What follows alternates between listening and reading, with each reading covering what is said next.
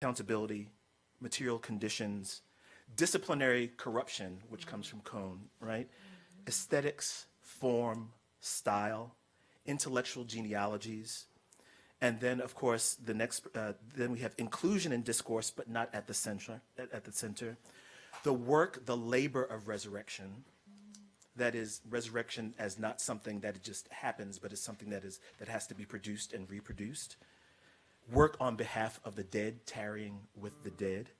So it was as if the last panel was actually talking about my understanding of Black queer studies and Black feminisms, right? What is the Black and Black studies? What is the Black and Black queer studies? What is the Black and Black cultural studies? Stuart already told us years ago, right? Something being an optic, but not epistemologically thought through, right? Self-revelation in community, difference, capaciousness, and then at the end, two things that really caught me. One was about intimacy and relationality, and the claim of that I want to take up, because the claim of lifelessness seemed to me to be contradicted by what I saw today, by the full life of people exchanging ideas, and of one younger scholar saying to a senior scholar, "Your work got me through. I read this," and the elder scholar saying, "I read your work. It has blown me away." That's the work of genealogy in the way that queers do genealogies, not necessarily through biology, right? Can be, right? But it's through this relationality and the fact that we don't do any of this work together, apart. Sometimes we wish we could. And that is another node, right? Sometimes we wish people would just kind of go away. But I'm going to, having made those remarks, just to put what was said before back on the table for my sisters here. I will sit there and I will take notes and then join you again for the conversation. Yes, thank you. So we're going to begin. Who want to talk? Let's begin with Professor Morgan. Okay. Thank you, everybody. I join everyone who sat in these chairs in thanking the organizers of this conference and for the invitation to think with all of you. I have some written notes, but they're very loosely written and mostly developed in thought with everyone yesterday. But I will start, as everyone seems to have done, with my relationship to the church, which I think diverges significantly from many of my colleagues here in the room. I was raised in an interracial immediate family and a Black extended family. My parents, who were the hippies, were loose Unitarians, which really means brunch when you get down to it.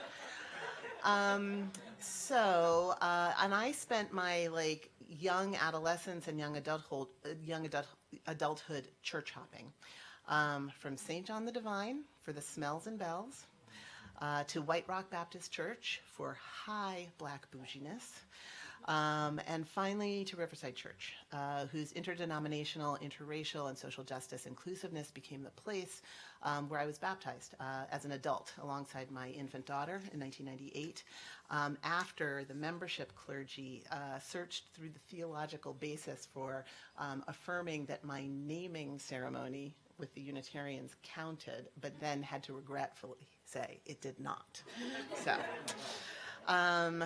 My relationship to Riverside, I think, stands in direct counterbalance to the weathering that Shatema talked about today that comes for me from my work, from the archives.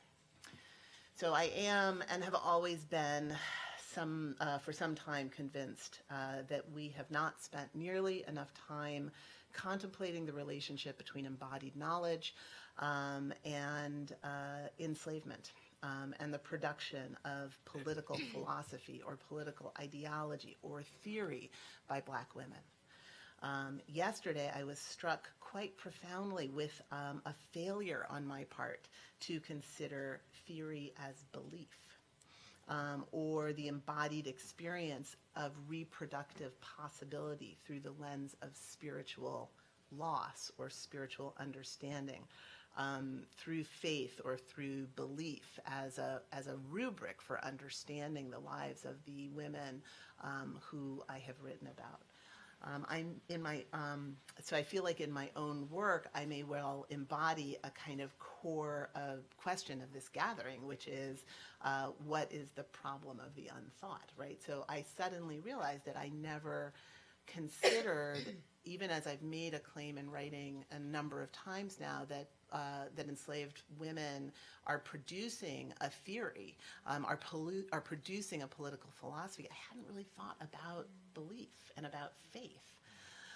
I'm writing a new project right now that's organized around the life of Elizabeth Key, who was enslaved in Virginia and in 1656 brought a freedom suit to the Virginia House of Burgesses. That's the legislative body.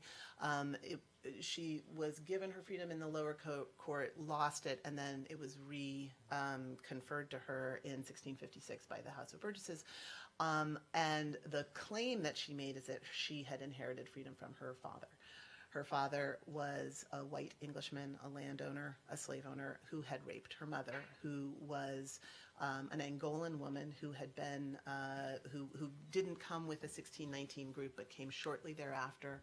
And Elizabeth was born in the colony of Virginia sometime around, sometime in the decade of the 1610 to 20 period. I mean, I'm sorry, the 1619 to 26 period. So in the archive, she's situated in this nexus of like an utterly unarchived African past, right? All we know is this thing about the ship that may have brought her, and then a sort of overly archived English worldview. And then she's left by her English family to be raised as a goddaughter by a white Englishman who subsequently extends the terms of her indenture again and again, and she ends up sort of cascading towards enslavement. And so she uses the language of her baptism and her Christianity and her inherited freedom in order to argue that she should be free. She, as I said, she obtains her freedom and then and that of her child, and then she marries the Englishman who is the father of both of her sons. A few years later, the House of Burgesses reconvenes and says, there's been some confusion, and in moving forward, the child of an African woman fathered by an Englishman shall follow the condition of the mother. Right? So it's this key moment of defining race and racial inheritance. And it's a key moment for me in terms of Elizabeth's story of loss, like of a profound loss, because she gains her freedom, but within 4 generations, her lineage is white. Because her husband is white. So she is a mixed race woman who is defined as black, but whose children are light-skinned, clearly. And though I haven't yet figured out exactly who they marry and how this happens, but they appear in the census as white by the start of the 19th century. And one of her descendants is an activist in the American Colonization Society, which is devoted to expelling all free black people from the state of Virginia. So I think about this as a story of loss, and I think about this as a story that is deeply embedded in a Black feminist set of archival practices, in the kind of lingering that I talked about yesterday in comments, in the need to be in the archive and to find these stories. The book is organized around her, but there are a lot of other women who use the courts to try to hold slavery at bay from their children in the 17th century, in places that we as historians are very comfortable talking about as being like, sort of in transition, not yet slave societies. There's these openings, these ways in which freedom can be obtained. And what I'm saying is that this is an example of a Black feminist set of not Black feminists, that's not right. I am I am engaging a Black feminist methodology to unearth a Black woman's way of thinking power in the 17th century that is deeply embedded in the nexus between gender and race. And that's, I think, where I'm going to wrap up. Obviously I have a lot more of things to say, but I think that part of what I'm learning right now is that even as I'm very confident in talking about the ways in which Black women's ideology is unthought, like we don't ascribe historically an ideological practice to these women. I worry that somewhere I've lost religion and I've lost belief. And so what she inherited from her mother's African cosmology, her mother's Angolan language, her mother's set belief system that she brought and taught to her daughter. I'm quite sure of that. And then Elizabeth has to mobilize this European set of Christian consciousnesses, right, in order to obtain the thing that she needs, which ultimately leads her to lose entirely, it would appear, the thread of her maternal inheritance. And that feels to me to be a place that I need to sit for some time, but I need to think more carefully about belief in the context of ideology. So that's where I'm at.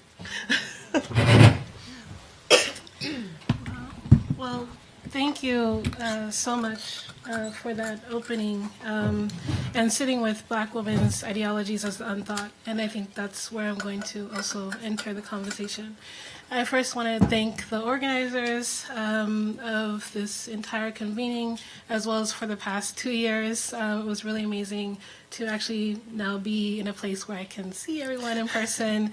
So this is an amazing experience. And to my fellow panelists, thank you so much. It's just an honor to be on this panel with you guys, and an honor to be in conversation with all of the other panelists that have come before me. So I said I wanted to begin with the space of the unthought, and that's by way of introducing myself. My work is about my mother, and my mother being the unthought. So I grew up in rural Northern California, a place called Humboldt County, a little town called Eureka, California. So JT yesterday talked about the country methodology. I'm from the country methodological tradition. And I grew up in a predominantly white working class space. A lot of white militia, neo-Nazi, KKK types that I grew up with, overtly racist types of folks. And growing up in that environment where you don't see other Black people on a daily basis. Actually, my father used to take us and round up the 5 other Black families that were around and take us all to the park to play together because we didn't see, other Black people. So my parents are Rastafari. Rastafari being a Pan-African social movement that emerges in the Caribbean. Deborah Thomas spoke a bit about Rastafari yesterday. And it really emerges as a revolutionary movement to dismantle the structures of colonialism. It emerges under British colonial rule. Of course, Jamaica is colonized by the British in the 1930s, Jamaica, when Rastafari is emerging. And so my mother's from Jamaica, my father's from Trinidad and Tobago. When they immigrated to this country, they both saw, Rastafari as being a part of this Black power sort of consciousness, Pan-African consciousness, and they chose to become Rastafari and raise their 3 children as Rastafari. So for me, when I was looking at my parents and looking at what they were doing, I was like, I have no reference point for what y'all are doing. So I actually thought my parents were crazy for most of my life. And I was like, y'all is really out there. You're not like any other people's parents. Like, y'all talking about, some crazy stuff. Like, everything's about Africa. Like, what are you talking about? And it wasn't until I got older that I began to have a more appreciation for who my mom was and trying to really think about what she was trying to do and what my father was trying to do in that space for us.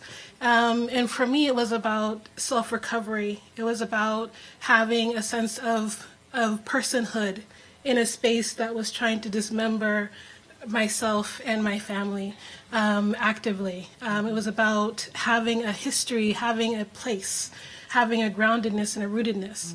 And so when I started thinking about my mom, I was like, okay, my mom is this like really powerful, not submissive Rastafari woman. But when I went to college, I was like, oh, all the women that I'm coming across that are talking about Rastafari, you know, a lot of them are talking about this in like a very submissive, like background type of way. And I was like, there has to be more people like my mom. And I had the opportunity to go to Jamaica, and I found that there were people like my mom. There's an entire community, group of women that travel between Jamaica and Ghana and Ethiopia and South Africa doing Pan-African work, and that's the community that I now work with and I'm a part of. So this project that I'm working on is called Remembering the Maternal Goddess, Rastafari Women's Intellectual History and Activism in the Pan-African World. And it's really trying to think through how Rastafari women are innovating world-making strategies that recover themselves from spaces that seek to dismember them. But I wanted to sort of call in some ancestors who have passed through the course of the work that I've been doing. So this work and this presentation is an offering to Black Madonna, Empress Ama Zaditu, Sister Ajana Christian, Sister Sejoya, Empress Moasa, and Dawn Dread. And I also want to call in my grandparents and allude to Ashley's presentation yesterday, Constancia Whetstone and Glenda Cawthorn, and my grandfather, Uncle Mackie, with whom this work would not be possible. So I'm what they call a transdisciplinary scholar activist, scholar practitioner of Africana studies. What does that mean? So a scholar activist is somebody who thinks about their work as doing more than just sitting on a shelf, but actually being responsible for trying to steward in a new world that will be more equitable for everyone, right? More just for everyone. And a practitioner means that I am a Rastafari woman. I work with Rastafari women, right? And I specialize in continental African and diasporic African women's ways of knowing the world and creating their own worlds through healing practices, political critique, and anti-colonial organizing. So it's really important for me that we not only center our conversations and our discourses in the United States context, but really think about the conversations that we're having on a global perspective and think about Africa not just as a source in terms of coming sort of through the Middle Passage during slavery, but really as a contemporary relationship that people are actually having between the African diaspora and the continent. As you know, since 2019, especially with the 1619 Project, as well as Ghana had launched what's called the Year of Return, which basically they were like, come home to African diasporans. People started to go back in mass to places like Ghana as well as other places on the continent. So folks are actually having this relationship in real time right now with the continent, not just as a sort of static historical thing, but actually as a real political action. So I earned my PhD in Africana Studies at Brown University, and I'm an assistant professor in religious studies at Arizona State University. So I actually sort of embody what we're talking about in terms of moving from Black studies to Africana studies. And for me, there has been an observable incommensurability between Black studies and Africana studies as institutions. And I say that because I come to Africana studies, Black studies, and when I say Africana studies, I'm talking about Africa as well as the African diaspora, right? I come to this through a space of thinking about student activism and thinking about students who put their lives on the line, put their educations on the line to help usher in Black studies into the academy. I think about anti-colonial struggles as well, who helped to open up the possibility of Black thought. And so for me, Black Studies is not just like a canonical exercise of like, let's just intellectualize, but it's really about grounding with the community and with the people that we're accountable to. And religious studies, which I'll talk about a little bit later, is a field that is formed in 19th century Western Europe, right? It has a very colonial history, a history that's intertwined with slavery, and a lot of the mechanisms that sought to dehumanize Black people. And so trying to overcome that incommensurability, I think, is the project of Africana religious studies, which I'll also talk about a little bit later, and one of the projects that I'm engaged in. All right, thank you. I echo my thanks to everyone for braving the rain, to my co-panelists. And I actually like the rain. I'm from Florida, so California is too dry for me. So this, I really love this. So my comments, I did not go autobiographical, unfortunately. So I have a lot of comments, but I am going to condense them, and so that we can have a conversation.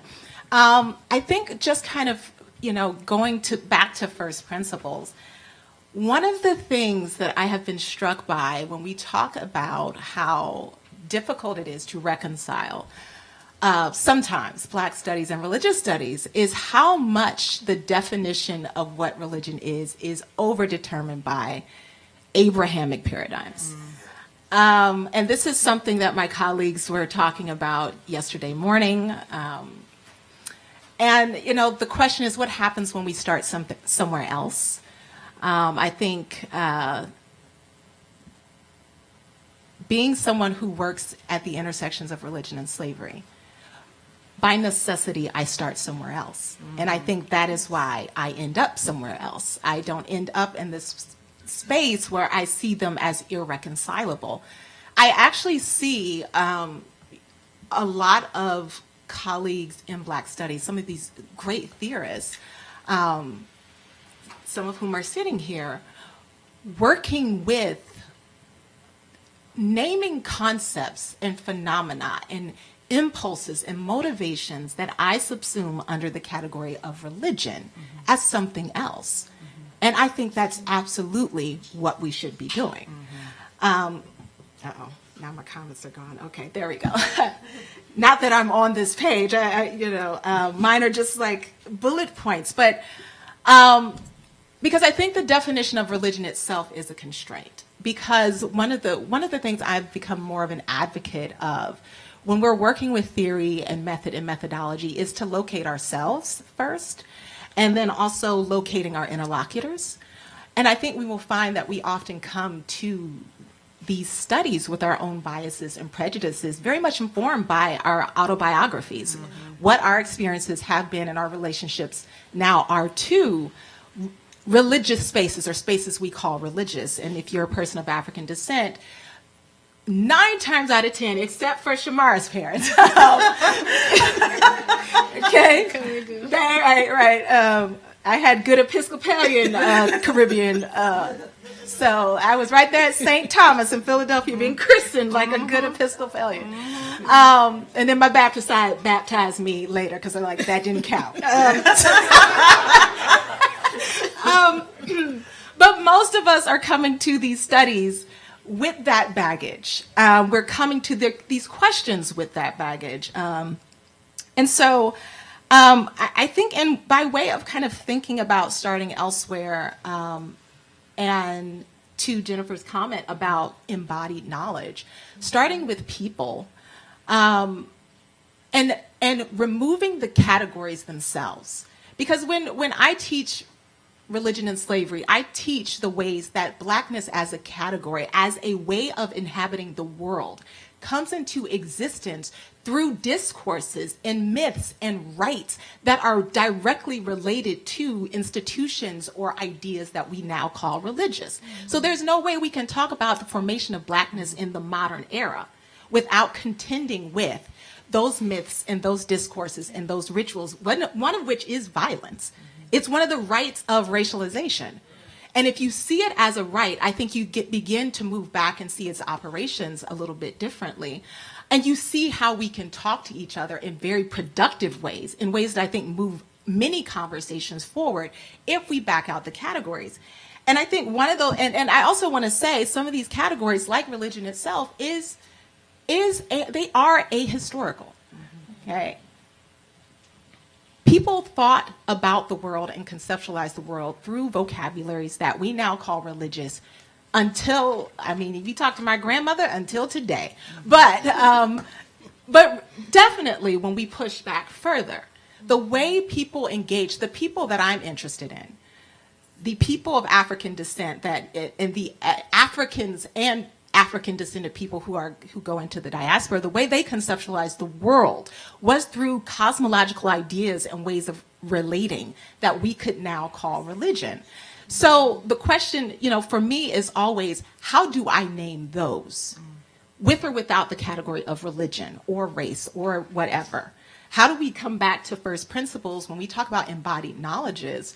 And of course, we have the great Jennifer Morgan on this panel. I cannot let this moment pass, whose work has, of course, shaped an entire, I would argue, field of study. When we start talking about what does it mean to study embodied, snaps, right? Give her flowers, right? Give her flowers. But I mean, what she did was bring reproduction to our field of vision and say you cannot divorce racialization, racial formation from gender and reproduction, biological processes.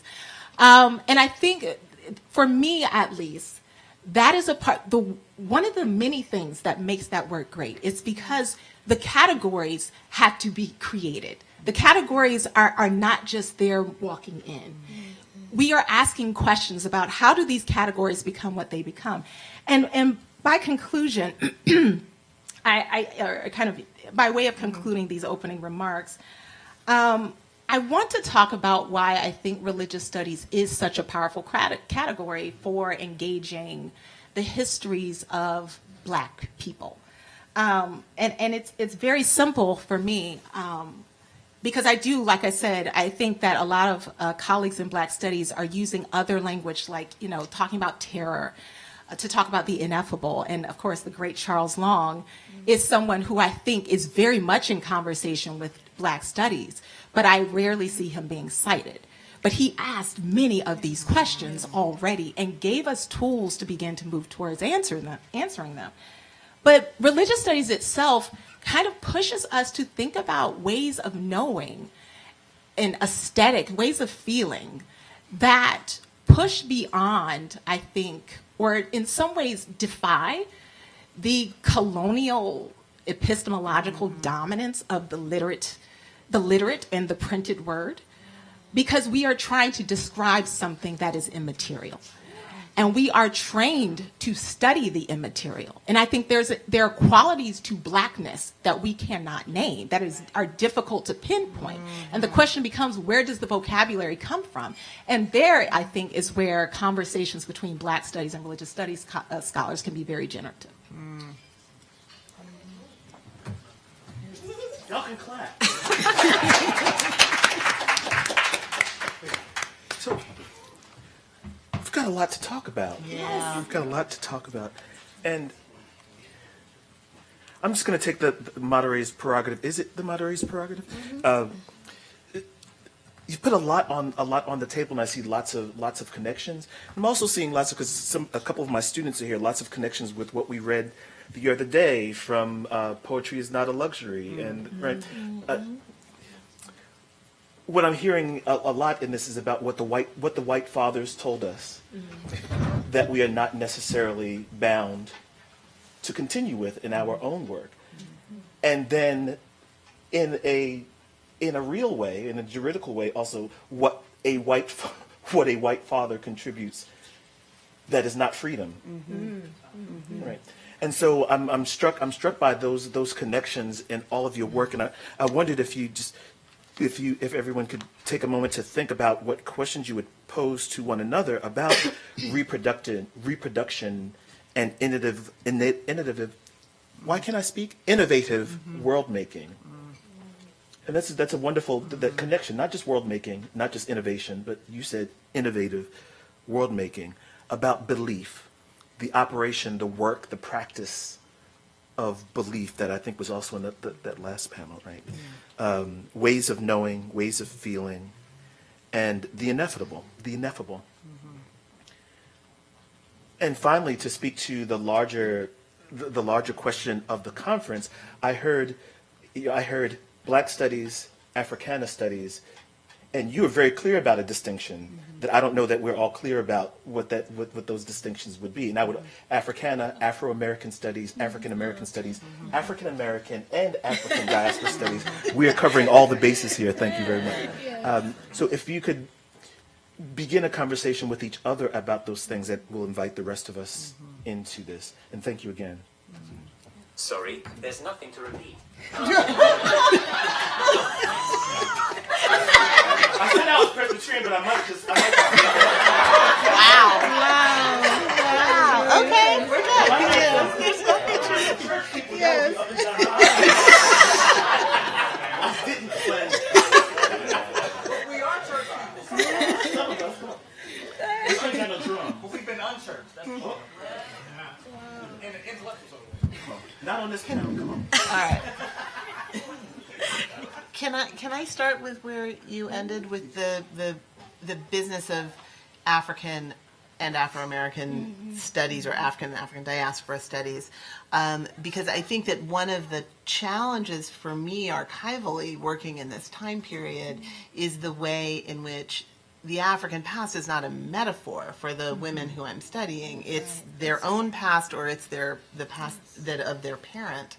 But it also, in ways that are not surprising, it's like it poses archival challenges. But it also, I think, the fact of the archival challenge releases people from needing to actually take a historicized African past seriously, and it turns into a metaphorical African past. And so I think that's something that you've also really grappled with in your work. I mean, I would love to, and again, I feel like part of what Alexis said about religious studies giving us the language through which we can, like, that's the first thing that I thought of. It's like, okay, that's what's fallen out for me, is the way in which religion helps me to think about an African past and present for the people who I'm writing about. So that's me just throwing the question back at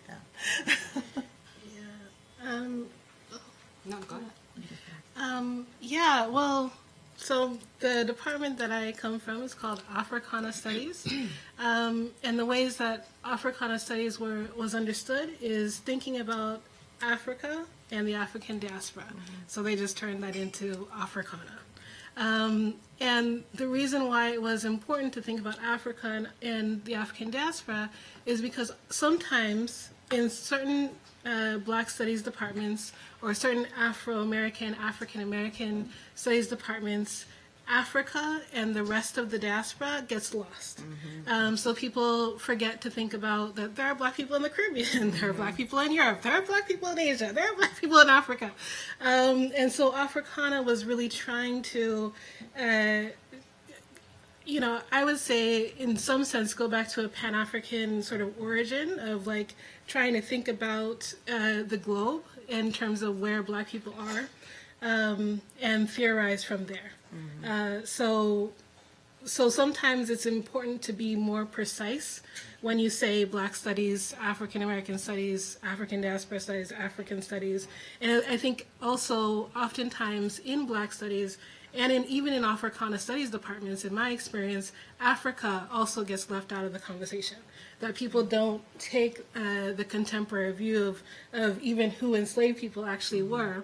And I think the issue also that you're bringing up in terms of historicizing the notion of Africa is because African people were not necessarily understanding themselves as such during these time frames, right? They're understanding themselves as Eles or Gas or Fulanis or, Ashanti. There's a bunch of different ethnic groups across the continent. And so people are understanding themselves in those types of formations rather than just as sort of amorphous notion of Africa that we now sort of use, which is kind of ahistorical in some sense.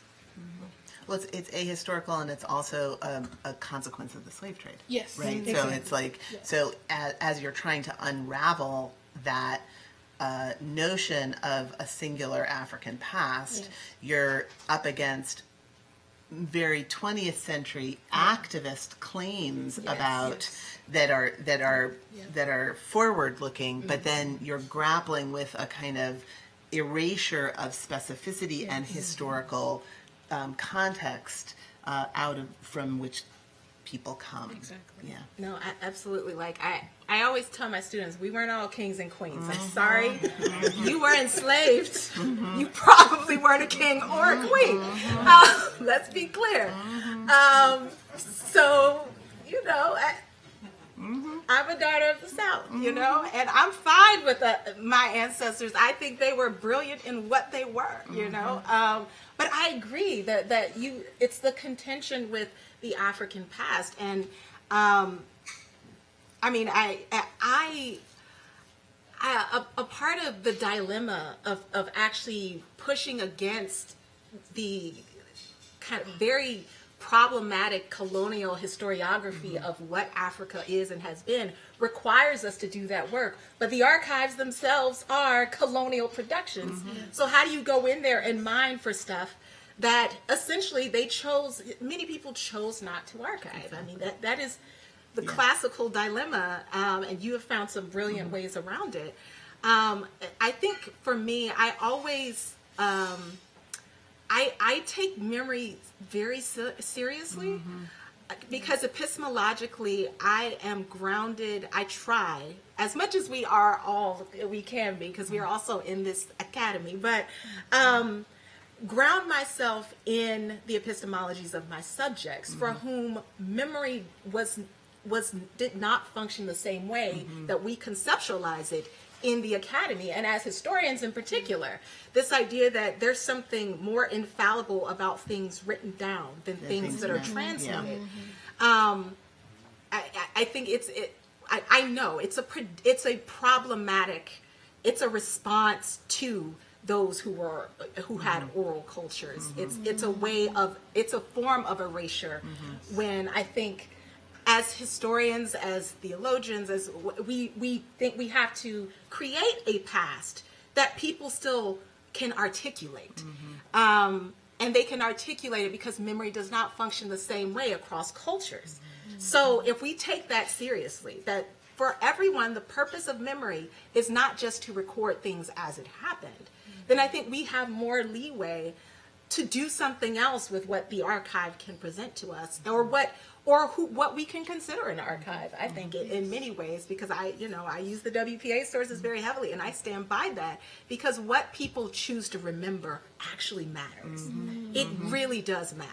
It tells you so much about a group of people or a family or an individual when they tell you what they remember. And I think there's something lost when we think that we have to give priority to the memory itself, the event, the occurrence, over how and why people remember. And I think that's, for me, one of the ways the African past can be evoked. But I also want to talk, very briefly about the locating self. Like, there is something so man-gendered and heteronormative about the historiography and the archive. That I also think we can resist when we start. Again, I'm down with the categories today. It's like, no categories. Let's start over. When we just remake the categories. Well, and if I can, I think that one of the things that centering reproductive possibility, reproductive experience, is that it highlights what we know about storytelling, right? And I'm always very cautious to not try to, I don't want to romanticize maternity. I don't want to romanticize sort of motherhood and whatnot. I think these are very complicated categories and very complicated experiences, especially for enslaved women who are living at a moment of profound violence and sort of hardening of ideas. But by the same token, we also know that parents tell children stories, and that memory, that work, which is always going to escape the archive. It's always fugitive knowledge, right? But I do think that like centering that experience reminds us that, you know, storytellers and griots are not only men, and that and it's not only a kind of public act of storytelling, but it's also a private act of storytelling.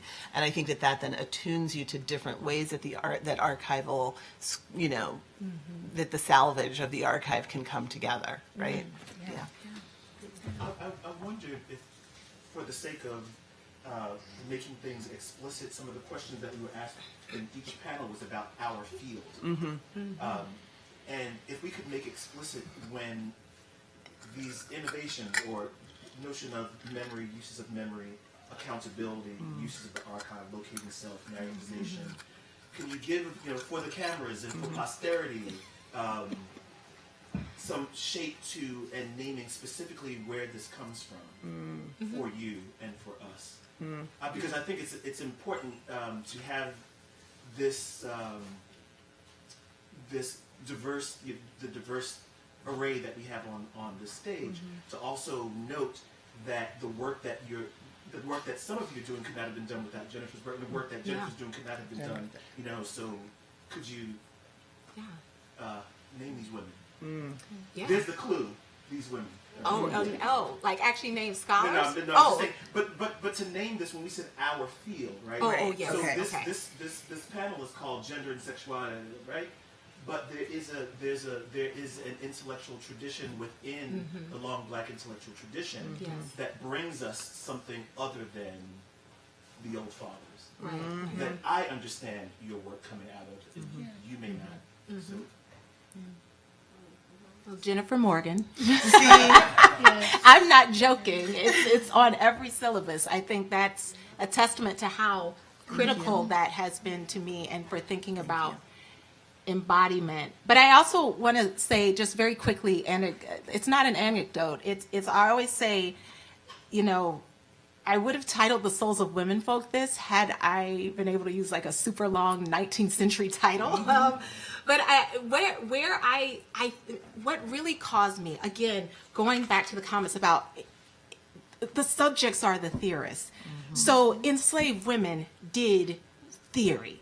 The reason why I think the work, when we are taken to a different space by a piece of work, I think it's because the scholar themselves they're working with the subjects. They are taking cues from their subjects.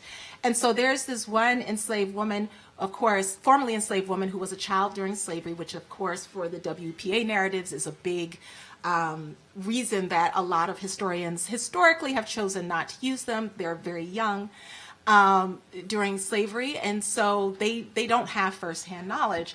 And there was this point where this she's now older, obviously, and she's telling these stories about slavery, and then she goes, but these aren't my memories. These are just the things my mother told me when I grew old enough to remember. And I was like, there's a lot happening with memory and remembering. Remembering, which is why it's a noun and a verb for me, because what you choose to reconstruct and how you choose to reconstruct it is a part of its own kind of logic. It's an own map, a key to your ethics and how you construct the world, how you construct kinship and genealogy. So that's where I think, in terms, I locate myself as a religious historian. So I PhD in religious studies, but of course the great Leslie Harris was one of my. I always said she made my pages bleed in a good way. And many others, Randall Burkett, the great archivist, who helped me do this project. I'm very much indebted to the field of history for the work I do. So that's how I locate myself, and that's where I think, for me at least, some of these ideas originate from.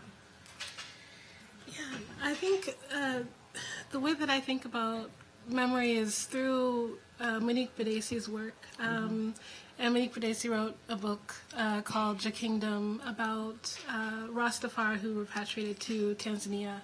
And she talks about Rastafari people as embodying the archive, and that you really won't be able to, the knowability of Rastafari won't happen without talking to Rastafari people.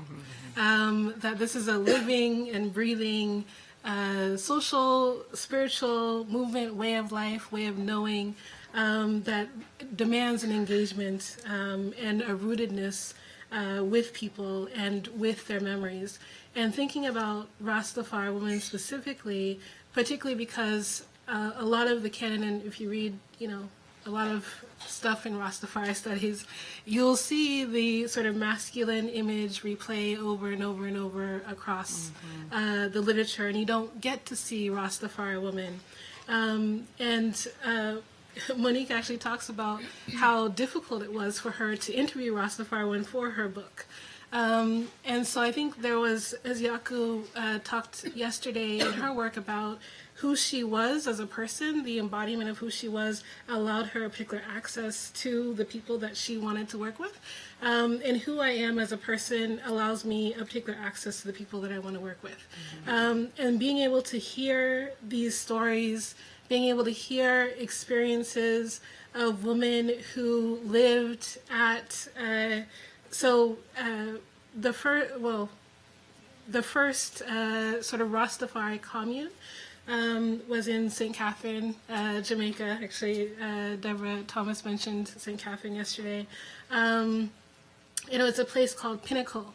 And Rastafari in the late 1930s, 40s, founded this community to be a sovereign entity away from British colonial rule. They actually were like, fire burn the King and Queen of England.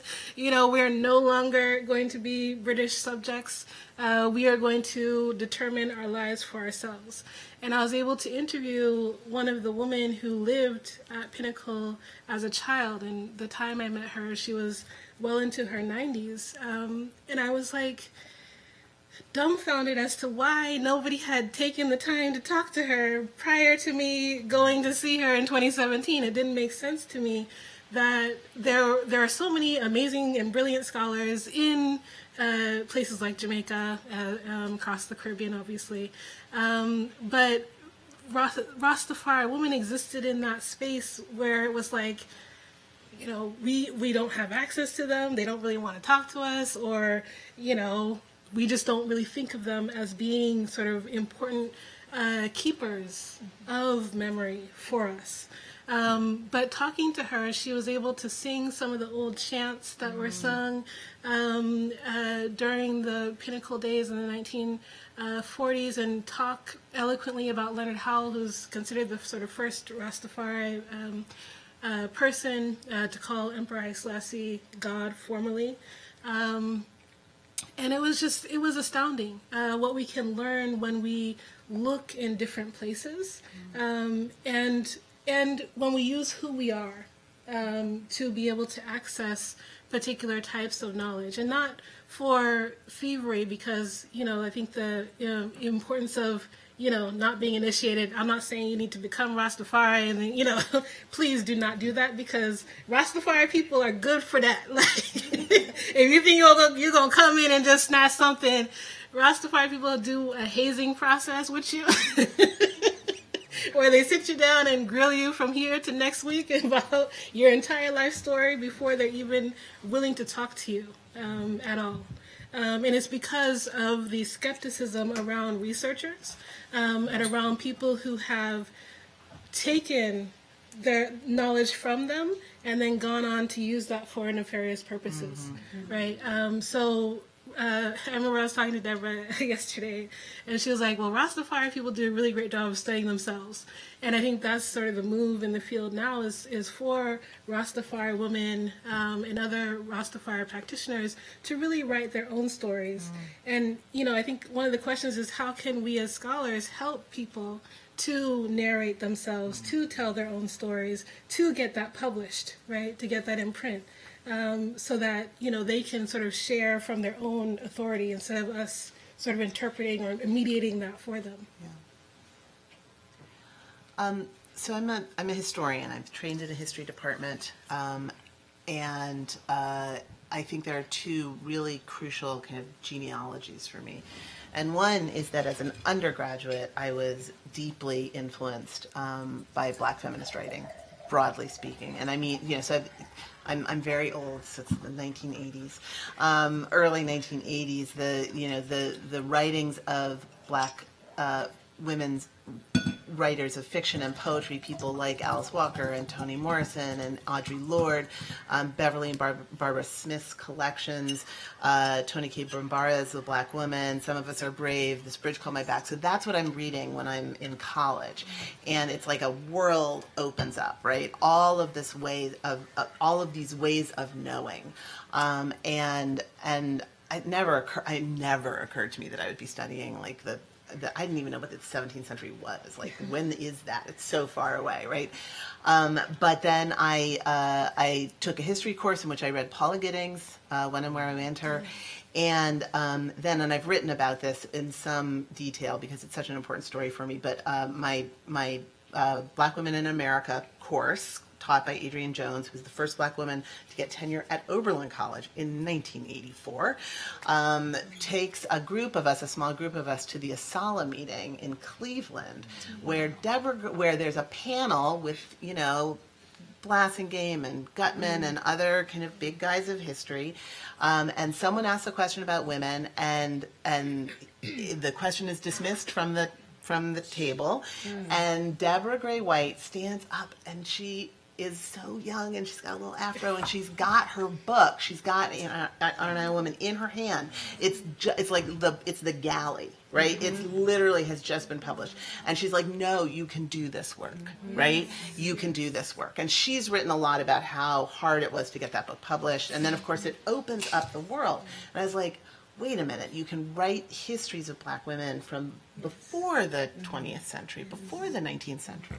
Then I'm hired at Rutgers, and she's the chair of my department. And it's like this incredible, but in the meantime, I also arrive at Duke University when Julius Scott, who wrote the dissertation Common Wind, which only was published as a book recently, but was the most, he sort of invents the way of thinking that is the Black Atlantic, right? And so there I am with all of this, womanist theory in my head and a little bit of Black women's history, and I'm like, oh, I'll just take this and take it over there. So it was very audacious and a little, stubborn of me or whatever, that I went to the archive to write what became Laboring Women with just a sense that we can write these stories, right? You can go and you can interview that woman. You just have to ask the question, and to recognize that there are these key people. Like for me, it's Julius Scott, Deborah Gray White, and Adrienne Jones, who were like, go ahead and ask that question. Right, and of course someone had said that to them as well, but and they're like, go to the archive. You're gonna have to stay there for a very long time, But the question to bring that kind of for me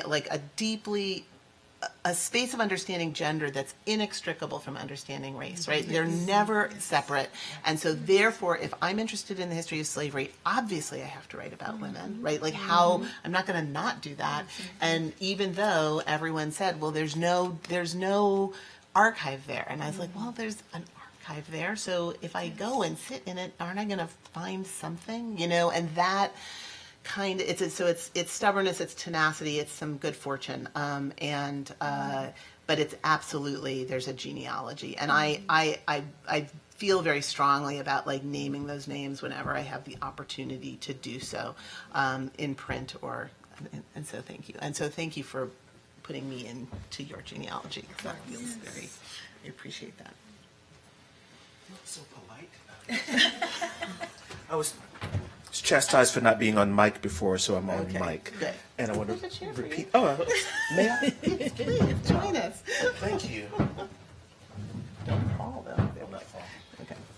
So, yeah, I just wanted to say on mic that I think it's really important to name genealogies. Also, and that one of the questions around us doing the work alone or the the atomization of it, or the perhaps camps in Black studies, may also be around a lack of attention to the foundations, the conversations that we're in together, even if those kind of conversations are contentious conversations. That to name this helps us to have a common ground for conversation. So thank you for all of this, because they're also really sort of faceted pieces of what we're talking about. And I know that people have lots of questions. We're going to go to open it up for folks. So start thinking of your questions and comments that are going to be so beautifully succinct that everyone is going to have a chance to do it. So start thinking about that while we think here whether you have questions or comments that you want to pose to one another. I just want to bring queer theory in as a big component for me, and it sounds like for many of us, I think very nicely, I take from queer theory the possibilities of creating new categories that don't box us in, that allows us to be, because I used a lot of trans theory when I was it was when I was trying to think about how do I talk about certain phenomena that are neither here nor there. They're neither embodied nor disembodied. There's something else. They're just in between. They defy the binaries, and that's where I got the language. And I think there are a lot of cues to be taken there about how to create categories that are both and that are complicated, and hold things together in tension and do so in ways that are productive. So I wanted to bring that in. And also Deborah Gray White. How did I not name that name? And then my advisor, Diane Stewart, as a part of that genealogy. So I wanted to put them out there. Well, and I also, for me, what queer theory does so profoundly has to do with this intervention around kinship, which yes. I feel like those of us who work again on like family formation, the histories of slavery, I mean, what we're talking about is queer family formation. When we talk about like family, the fictive kin networks that are rooted on a slave ship, and that then have to be sutured and resutured again and again as people are moved and yet produce connection, right? I think that for me, I'm really indebted to queer theory to help me think about family in a way that doesn't essentialize the sort of reproductive body, which is one of the reasons why I talk about reproductive capacity, like that people might have the capacity to do this, but they actually, infant mortality, low fertility rates, all of the ways, violence, that people are, that their capacities are interrupted, but they still are making family.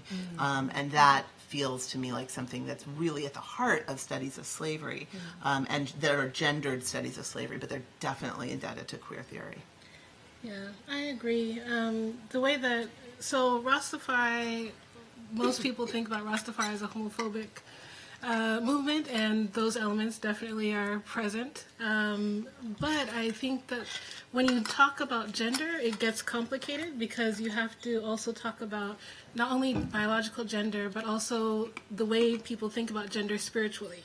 And the way people think about gender spiritually, I've heard from a number of women that gender is actually...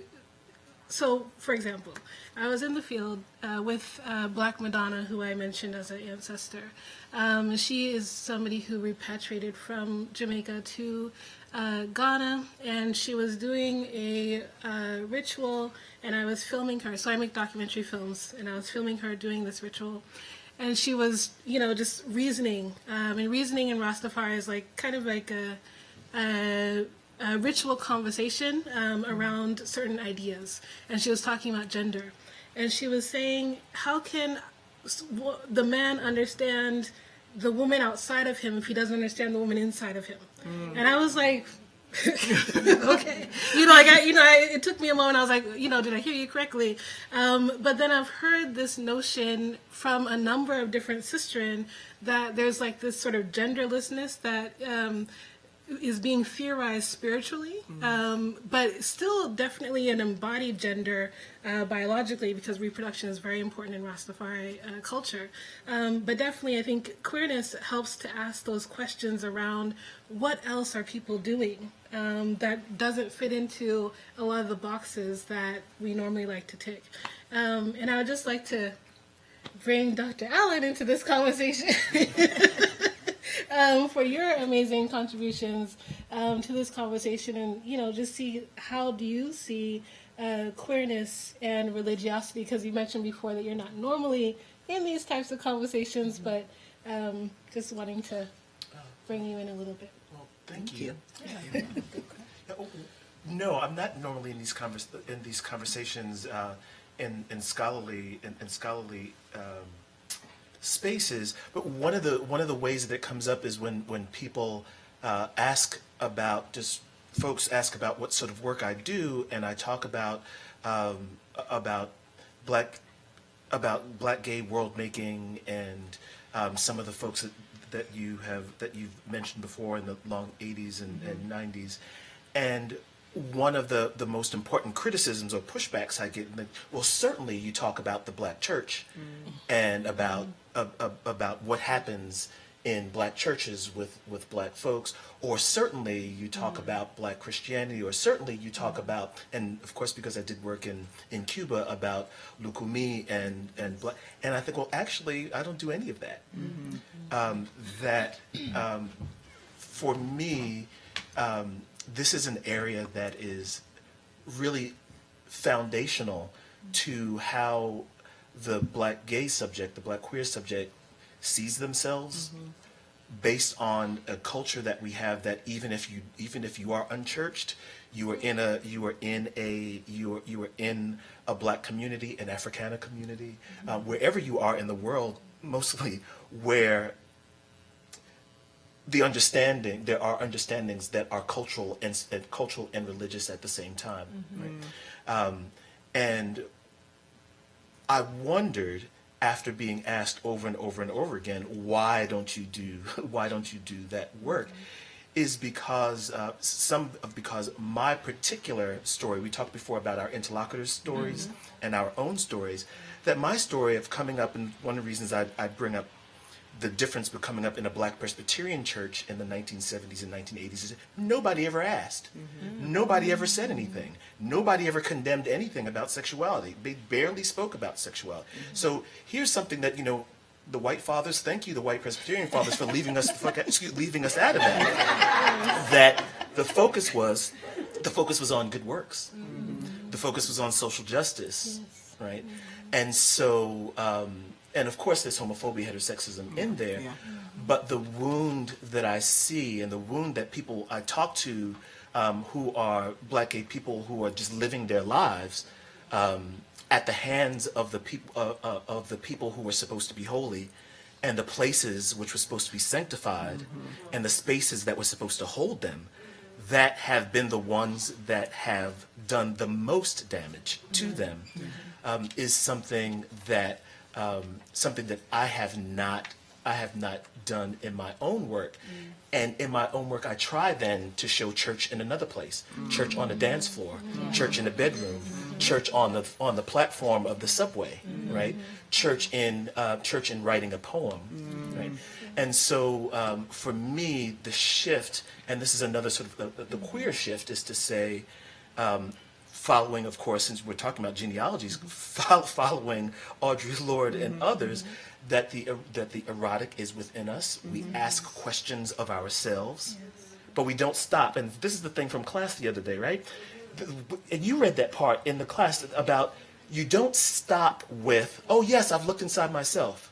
The other part is what? A disciplined, right? It is a disciplined questioning of that. And then the insistence that disciplined questioning happen in community. Right? And so for me, that is, we talked about first principle, that is the first principle, that is the black gay first principle. We don't do nothing by ourselves. Right? We ask each other, following black womanist and black feminist work, when you first come into a room where two or more are gathered in my name, and say to the other, girl, did that happen to you? That's where it happens for me. That's church for me. You know, I like all that too. But that's a church for me, and that is the sort of spiritual movement that also moves in literature, that also moves in my work when I'm sitting in the midnight hour with my pictures of Pat and Marlon and Audrey and everyone, and I'm in communion with that, right? So this is one of the reasons why I push that genealogy piece here, is because the children need to know, like bread, what? In the mouths of our children. That's right. So this is why I love coming back to Columbia. I mean, y'all don't hear the reason I came back to Columbia. That's that, right? Like bread in our children's mouths, so their dreams will not reflect the death of ours, right? Yeah. And when you sit and you talk to this woman who has experienced it, that you are not just doing the work of a scholar, right? You are doing a holy work, right? And so that's the queer. This is the Black queer part for me.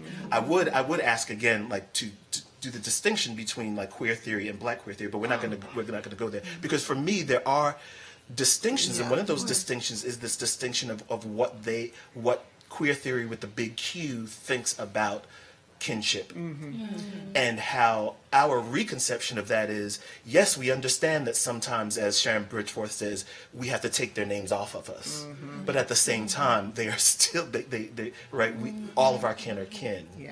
So do you regret asking me in the conversation? I'm just my role was to bask in your brilliance, but thank you for inviting me. No, thank you. Yeah. I know y'all have things to say, and so let's take a conscious breath.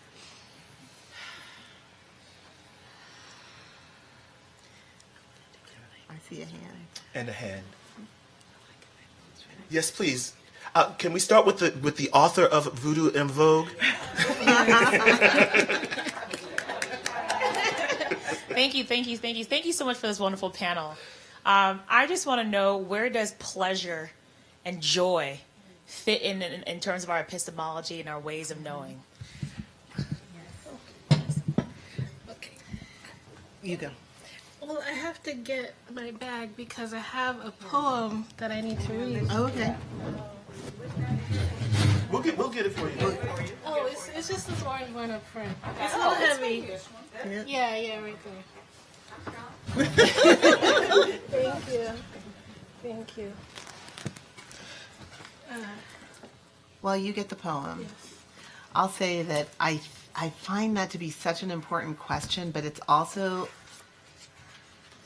it's like a generational question for me, because I feel like it's a question that's being asked of younger scholars and activists, or that younger scholars and activists are asking, and it always surprises me. Like, it always, I'm like, I don't know how to identify or talk about joy. Like, I'm not, again, as you heard me say, I'm not a pessimist. I'm not like, I want to grapple with the pain, and because I see the ways in which new things are emerge out of that, right? But I don't know how to think about joy as like a methodological or an epistemological space in the work. I think there are moments that it kind of erupts, and I want to catch those moments. But I just think it's a really interesting and provocative question. But there's a part of me that feels slightly like an elder when like, I'm like, well, that's not my question, that's your question. But that's not fair either. Like, I want to grapple with that a little bit, but I have to think about it. So now have you found your... Yeah, so we were talking about intellectual genealogy, and I think you expressed a lot of joy when you told that story about Deborah Bear White. Yes. Yes. And so there's joy to be found, Yes. I think, in community. What Clifton was saying on the other panel about this interrelationality. And so I find immense joy through the self-published work of Rastafari women. And so these books that I have here are all self-published by different Rastafari women. One is by Nana Farika Burhan. It's called Sing I a Song of Black Freedom. And she has a number of different books. But Nana Farika is important because she is one of the first Black woman, Rastafari woman, to really think consciously around gender and enter that into the public ritual space of Rastafari. And so she's very powerful in that way. And then I have two books by Dr. Rasses Jazanai Kush, which are both self-published. And she runs Rastafari Women I-Treats, which are gathering spaces where Black women Rastafari women can come and recover themselves from being in the world. And then the last book is by Dr. Imani Tafara Ama, who she's actually at UMass Boston this year on a Fulbright. But she wrote this book around an impoverished community in Jamaica and uses a Rastafari womanist perspective to think about violence in Jamaica. But I want to read a poem by Nana Farika because I think it speaks to your question, Eziaku. So this is called Sing I a Song of Black Freedom, which is also the title of the book. Sing I a song of black freedom. Sing no more sad songs for me. I'm tired of whining poets, drowning me in tears, telling me how terrible my fate must be. Sing me a song of black freedom. Sing no more sad songs for me. Build me dreams of the future. Work magic miracles for me. Sing me a song of freedom. Sing no more sad songs for me. Hurl me to dizzy heights of glory, black poet, a vision I ask of thee. And, okay, yes. Hey, give Nana Farika all of her flowers. She's in her 80s, and she's amazing, still sharp, still on it, still writing poetry. And actually, she read this poem at a book festival that was convened for Rastafari authors to talk about the books that they've written, and everyone who was on, it was a Zoom gathering, everyone who was on Zoom was like, oh, I got chills from listening to that. And so for me, I find pleasure and joy in the spaces of Black liberation, in the spaces where people are consciously thinking and working towards freedom, and with these amazing Rastafari women. And I'll add very briefly, thank you for beautiful reading. Stephanie Camp's work actually was the place where I started thinking about pleasure. And I think she did a beautiful job with how she treated pleasure and how we can think about pleasure in a multitude of ways. Audre Lorde, of course, I graduated Spelman College, so Audre Lorde was Bible for us. There, Ashley can attest to it. We had to read Black feminist thinkers was just what we had to read, and then you could major in something. But that's if you wanted to, but you had to read them. And that's also one of the places I started thinking about pleasure and the erotic. But for me, and I think this is sort of autobiographical, because I really do think being from the South, Florida, the Southern Caribbean, I always say, is like the Caribbean South of the United States. When I orient myself and ground myself methodologically in, here we go, the epistemologies of my subjects, I can't escape pleasure and joy and laughter and humor.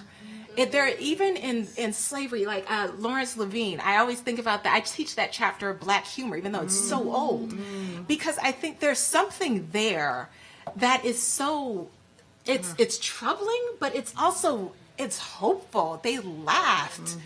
They laughed. They understood the trauma, but there's also the laughter and the making fun of, and there's something transcendent about that kind of joy and pleasure.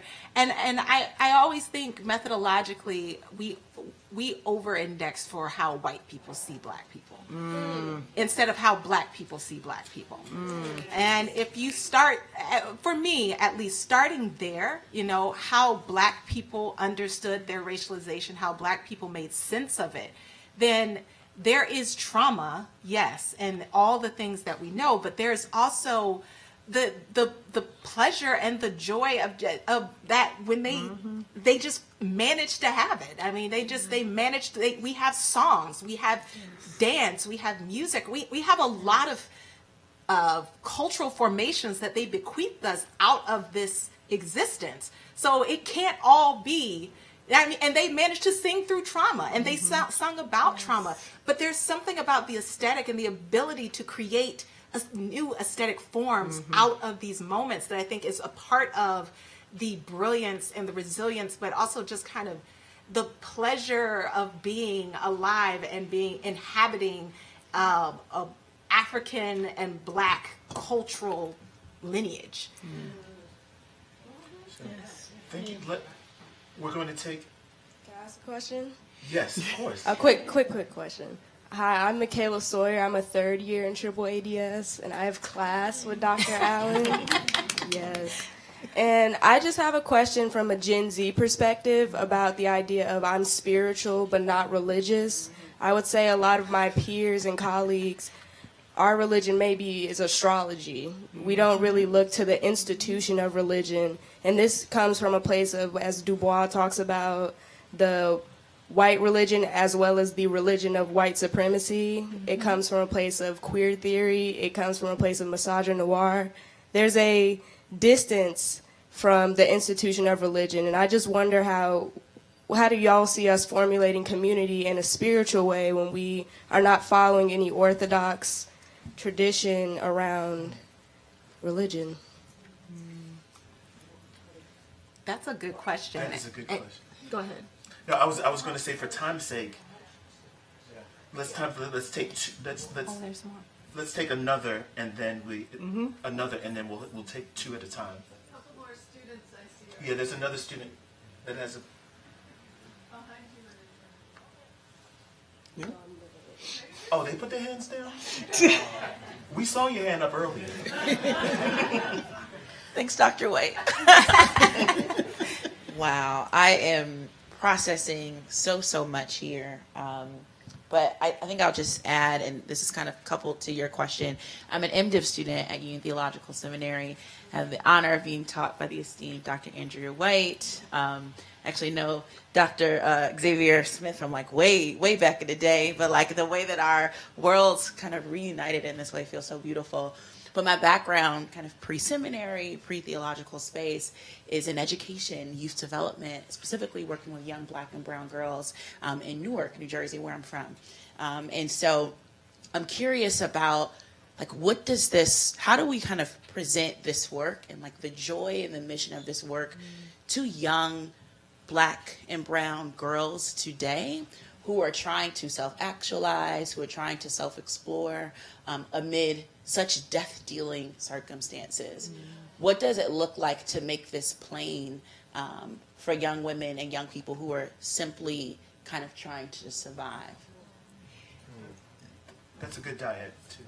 Can I just, so one of the things that I am really trying to do with this next book project is to write a book that's public facing. Like, I'm tired of arguing with scholars. I just want to tell some stories. I hope it will make an important intervention, but mostly what I want to tell the stories of the ways that Black women were making a way in the 17th century, like as a foundation to what it means to live in this place. And, it's not always a joyful story, but it's a story of intentionality, of like focus, of drive.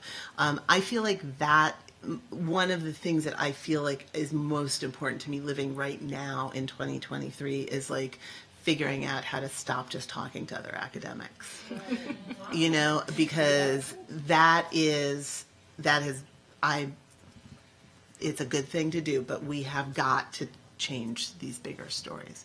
And I think that I don't know how to answer that question again, except as a mom, because I am a mom of a Gen Z person, but like, I feel like there are all of these spaces in which people are coming together. Yeah. And I'm not mad that it's not in church. I think it's about always recognizing that it's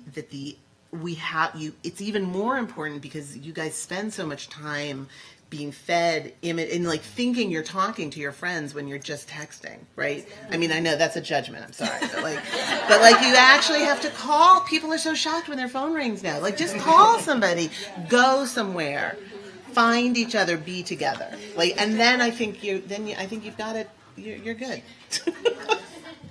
Sometimes the text works too, though. I know, but you can't only text. Please talk to each other. But to answer the first question, the reason why I started my remarks saying that there's incommensurability between Black studies and religion is precisely to your point, that when you study a movement like Rastafari doesn't fit naturally or neatly into categories like religion. One, because most Black religious traditions, barring Abrahamic religions, are thought of as mad, as crazy, as not religion, as wild, as out there, as cults, right? And Rastafari has been called all of these things. And in fact, part of my book, I talk about colonial psychology and the ways that the British colonial government labeled Rastafari people as insane and locked them up in the mental asylum. There's a long history of Rastafari and the mental facilities. And so I think, when you're questioning this construct of religion as it's formed right now, there was a young person yesterday that said that they were the only Black student in religious studies at Columbia right now. Yes. And they talked about having like a Fanonian experience. Chapter 5, if Black Skin, White Mask, if anybody has read it. But basically, Fanon talks about being dismembered by a young white child who looks at him and says, "Look, a Negro," and then he sort of undoes himself. And this person spoke about having a similar experience in religious studies at Columbia. And for me, the ways that religious studies departments have been constructed is as a very white space. When you look at rosters of who is on the faculty across universities, just look. Okay, just Google it. Don't let me tell you. Just look and see who is on faculty across university structures. The American Academy of Religion had to put out a series of statements about how we need to actually start training people in Black religion. How there are people who are getting PhDs in religious studies right now who have never even thought of Black anything, let alone Black religion. And so when we see an incommensurability, and so I don't mean like the sort of grassroots practice of religion and spirituality, but really the departmentalization of that and what that means in the academy. There's incommensurability, and when you're experiencing that, there are plenty of spiritual traditions that have found ways of gathering, ways of organizing, like Rastafari. Actually, check out JT, and I'm forgetting the co-editor of the series. It's on Imminent Frame, but it's Out There Perspectives. Do you remember the co-editor of that? JT's. Who's Matt? Matt Harris. Great, thank you so much. Yes, they talk about different sort of Black esoteric practices, and there's a long history and tradition that is outside of the church, outside of Abrahamic religion, that Black people have been practicing from time immemorial. And just to the last point around young Black girls, I think going back to what Dr. Morgan said about thinking about Black women throughout history and the way that they've survived certain things. I was reading Dana Ramey Berry and Callie Gross have this really great book, A History of the United States from a Black Woman's perspective. I might be saying the title wrong. It's really close. So Black Women's History of the Black United Women's States. History of the United States. Yes, I knew I was saying it. It's in there. Yeah, I knew I was saying it wrong. But I teach that book, and they start out with this story of Isabella de Oliveira. In the 16th century, she was actually an explorer who went to Mexico, and she knew that her personhood as a Black woman would be questioned. And so she actually says that she demands justice. And like that's sort of the only phrase that they kind of quote from her. But the fact that she's demanding justice in the 16th century, okay? And going back to, I think, Dr. Savage, you raised Nanny Helen Burroughs. Was it you that raised Nanny Helen? Yeah, Burroughs in the Bible yesterday. And Nanny Helen Burroughs, at the turn of the century, her school that she started, the model for the school was, we specialize in the wholly impossible. And so for me, like, I take those two things and I'm just like, okay, we can do this. You know, if that's the history and that's the genealogy that we come from, then we can do this. We can demand justice and we can specialize in the impossible. But I'll say very quickly that was phenomenal. I think I'll speak to both of them kind of the same way. I really do invite us to question how we define religion, because when I hear that, every religious studies scholar hears this, and we all laugh and joke about it, because it's like, what does that even mean? And we understand what is meant by it. Let me say that. But what gets named as religion is an act of power. Who names it? And there's some power in reclaiming that terminology for your practice. And I think instead of renaming it in defiance of, I get it, the colonial idea and the ways that religion is imbricated in the violent processes that continue to oppress people globally. Even and across socioeconomic, sexual, gender, you name it, racial lines. I think there is a counter project in thinking about those categories. To Shamara's point, understanding that many of the things we now call religious, are the registers and the kind of practices with which Black people have articulated their strivings and their motivations and their imaginings about the world for a very long time, before Blackness was a thing, before African was a thing. And it's top of mind, because I'm writing the second book, and the subtitle is Witchcraft and the Invention of Black Women in the Era of Slavery, because that category has been powerful in inventing what it means to be a race-gendered person in the Atlantic world. And it's an intentionally othering category that predates racialization. So there's something to be said for what religion is, what it does, and when that term came into existence as a production of power, and then also I think separately, the type of power that the things we call religious, like myth and ritual and ethics, can wield as we apply this terminology and kind of apply them to our own lives. So my whole thing is, claim religion for yourself if that feels good for you, but claim spirituality as religious if that's what feels good for you. I think we're in a space where you can do both, but I'm pushing you, if I add my preference, call what you do religion. Period. Very nice. Very nice.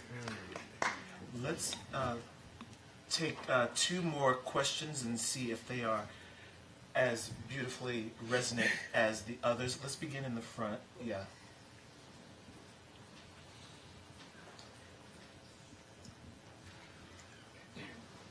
So my question is about indigeneity. I'm hearing resonances across all three of your presentations and across your work. And so I'm just wondering if that is a frame that is useful to you in the work you're doing.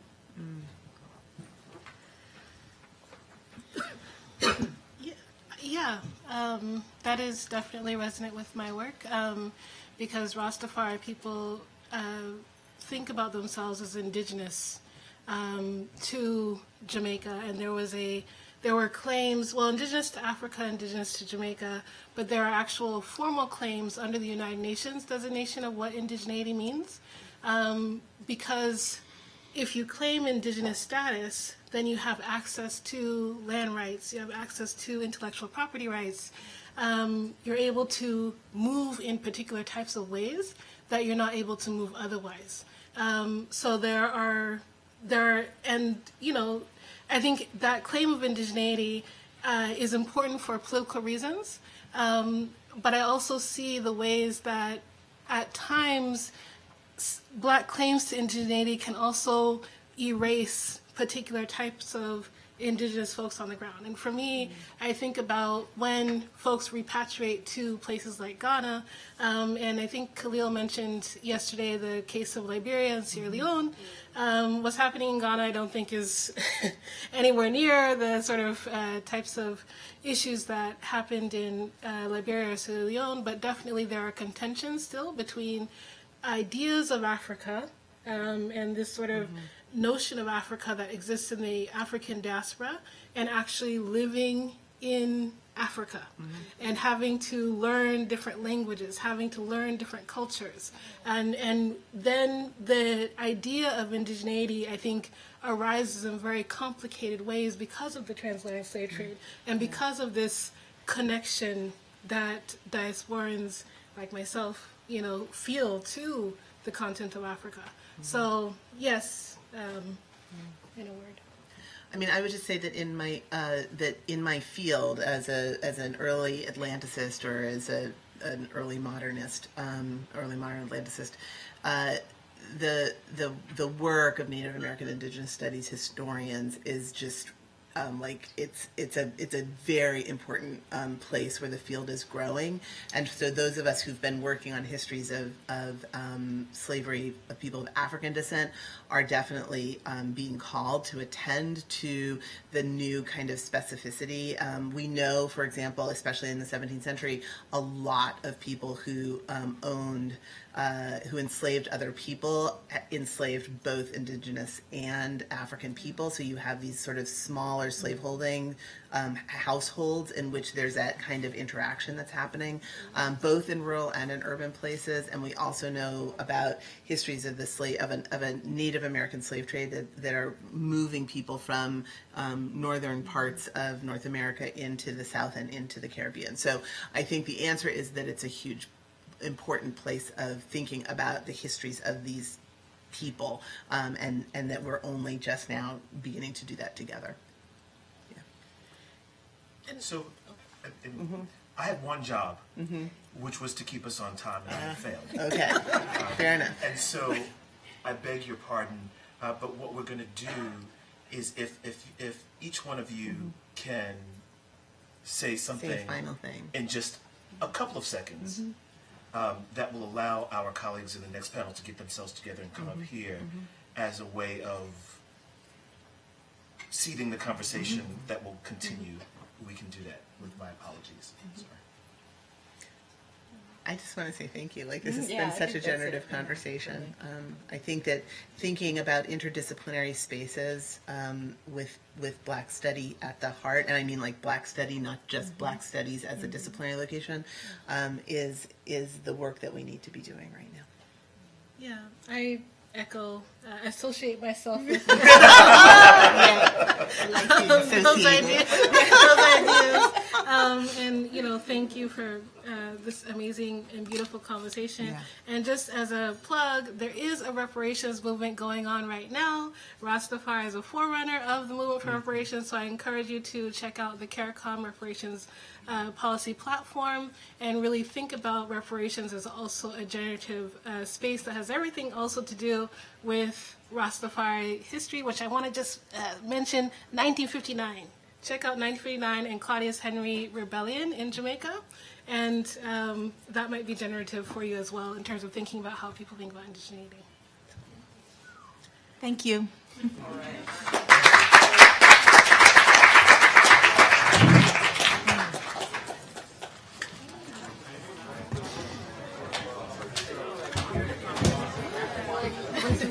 It was so nice to hear.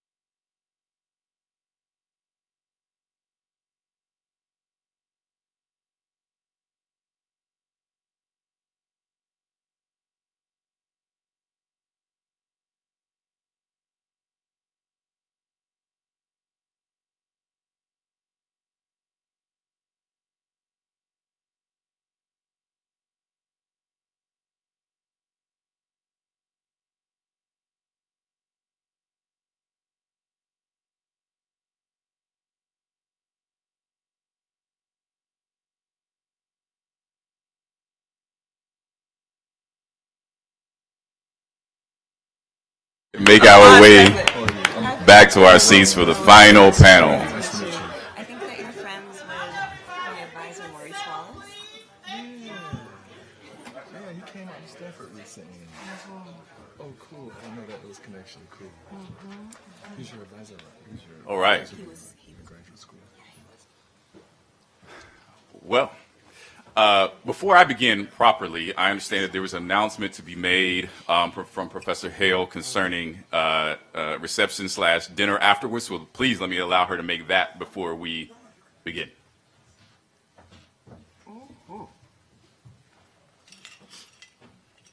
Okay, just a quick announcement, everyone. There is a reception planned this evening, I think starting at 6 p.m., right? 30 minutes after. Oh, okay. So 5:30 p.m. at Marlowe Bistro on 110th Street. So you all are invited. Please come through. There's food, there's drink, and the restaurant is ours. So thanks. All right. The restaurant is ours, so we can act as black as we need to in that space without apology. Okay. What does that mean? We have to interrogate this blackness of black, right? As Professor Hart would say. Well, good evening. Good afternoon. I'm glad to be here, especially excited to be here. This has been a really, really, really rich conference over the last 2 days, and there's been so much that has been put on the table, and I told Josef that I want to absolve myself from the burden or the responsibility of trying to connect everything that has been said over the last 2 days and 6 panels, so I will not do that. I would just say that I'm very excited, thankful, and grateful to the folks who have convened us here. As we began, I mean, being part of the initial CARS grant that came up in the wake of the pandemic and everything that was summer 2020, right? And so there's a way in which summer 2020 was a point of departure for this entire conversation.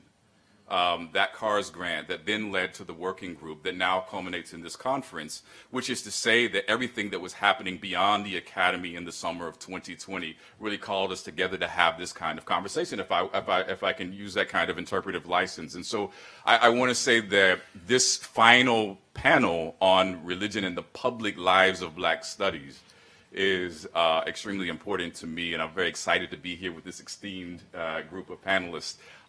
As Professor Allen said, we all have extremely fine reading skills, so I will not read their bios, but I will simply say that I'm glad to be joined by Alexis Pauline Gumbs, by Lerone Martin, and by Nyle Fort.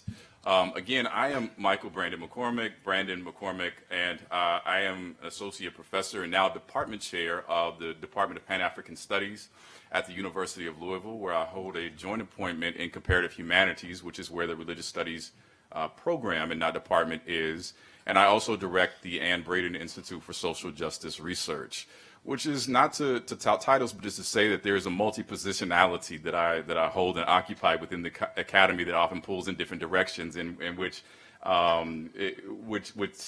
embodies the fraughtness of this relationship between Black studies and the study of religion, and the ways in which that pulls both within and outside of the academy.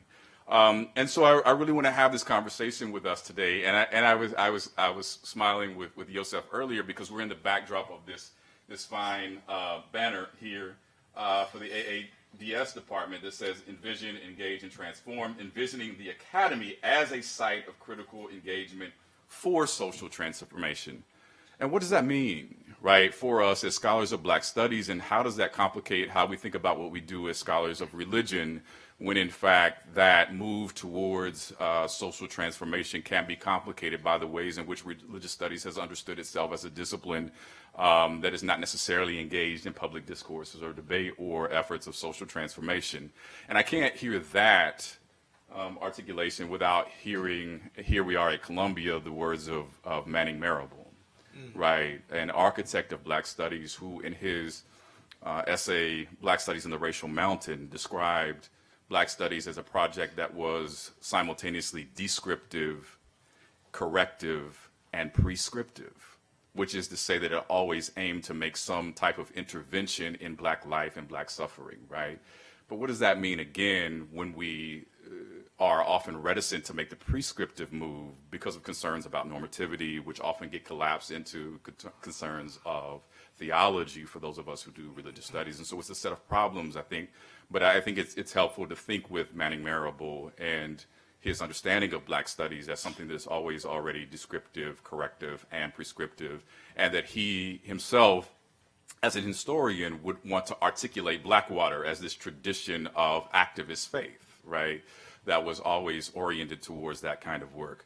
But like Bill Hart, I also want to associate myself with Professor Granby, who evoked Vincent Harding earlier as a model for doing this kind of work. And if you remember, Vincent Harding, who wrote in that collection, Education in Black Struggle, Notes from the Colonized World, that was published in 1974, but that set of conversations had began as early as 1969, as he was trying to establish the Institute for the Black World there in Atlanta as a collective to think about Black studies, and religion was already a part of that conversation as Harding was trying to articulate it. And then he had a companion piece that he wrote. So he wrote The Vocation of the Black Scholar and the Struggles of the Black Community to try to talk about, again, Black studies as a kind of calling, as a kind of vocation that was committed to actual Black communities outside of the academy.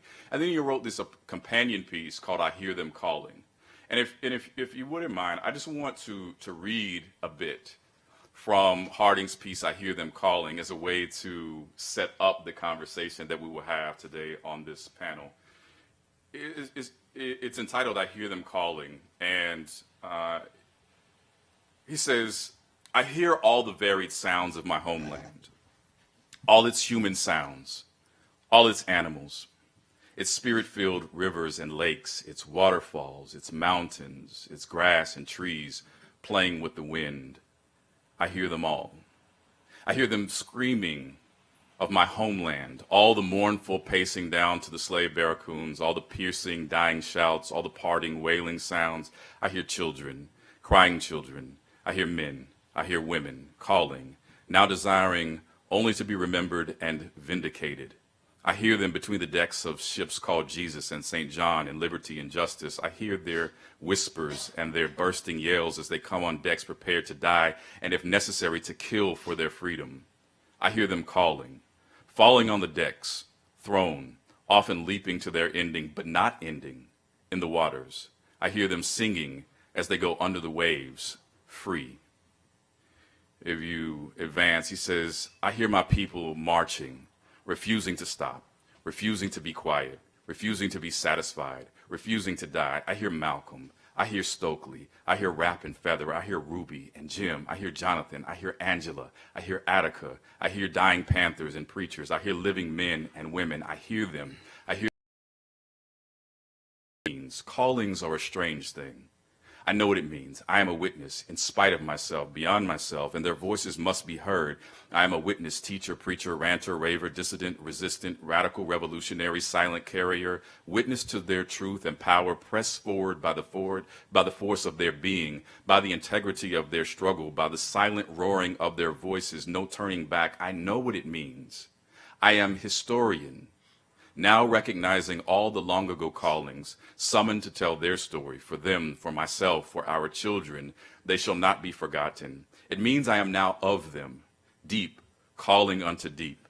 Their voice has entered so profoundly into me that I am flesh of their flesh, bone of their bone, song of their song, pain of their pain, hope of their hope, forever lost to scholarly objectivity, forever seared by the passion of their fiery movement, unwilling and unable to be detached from their struggle, bound by cords of life and death and love and intimations of the morning, privileged, permitted, summoned to join them. Their struggle is mine, and I am called forward into tomorrow, searching for the way to carry the struggle, to break the bonds, to build the new land of their hopes. And so, with this panel on religion and the public lives of Black studies, and where we're asking the question, what does it mean to do public-facing scholarship at this nexus between Black studies and religious studies. I want to ask our panelists, who or what calls you to the work that you do as intellectuals? And how does that inform how you approach or navigate this nexus between Black studies and the study of religion? I can start. I think that's, first of all, that's just so beautiful. Thank you for reading that out loud. I feel called to say that taking very seriously what Carla Holloway said yesterday about not projecting fantasies onto our ancestors, I do feel called by a public that's beyond the currently living. And I think about the fact that it was in this building the last time I saw Marcellus Blount in person, the last time I saw Greg Tate in person, the last time my father and my mentor Cheryl Y. Green, IRAAS, Ancestral Court, former editor of Souls, the last time they got to debate with each other about the destiny of our people. And so I just want to start there and say that I feel intergenerationally called by the living and the dead, or the people whose lives have ended but not ending, as Vincent Harding said in the passage we just heard. And so for me, that means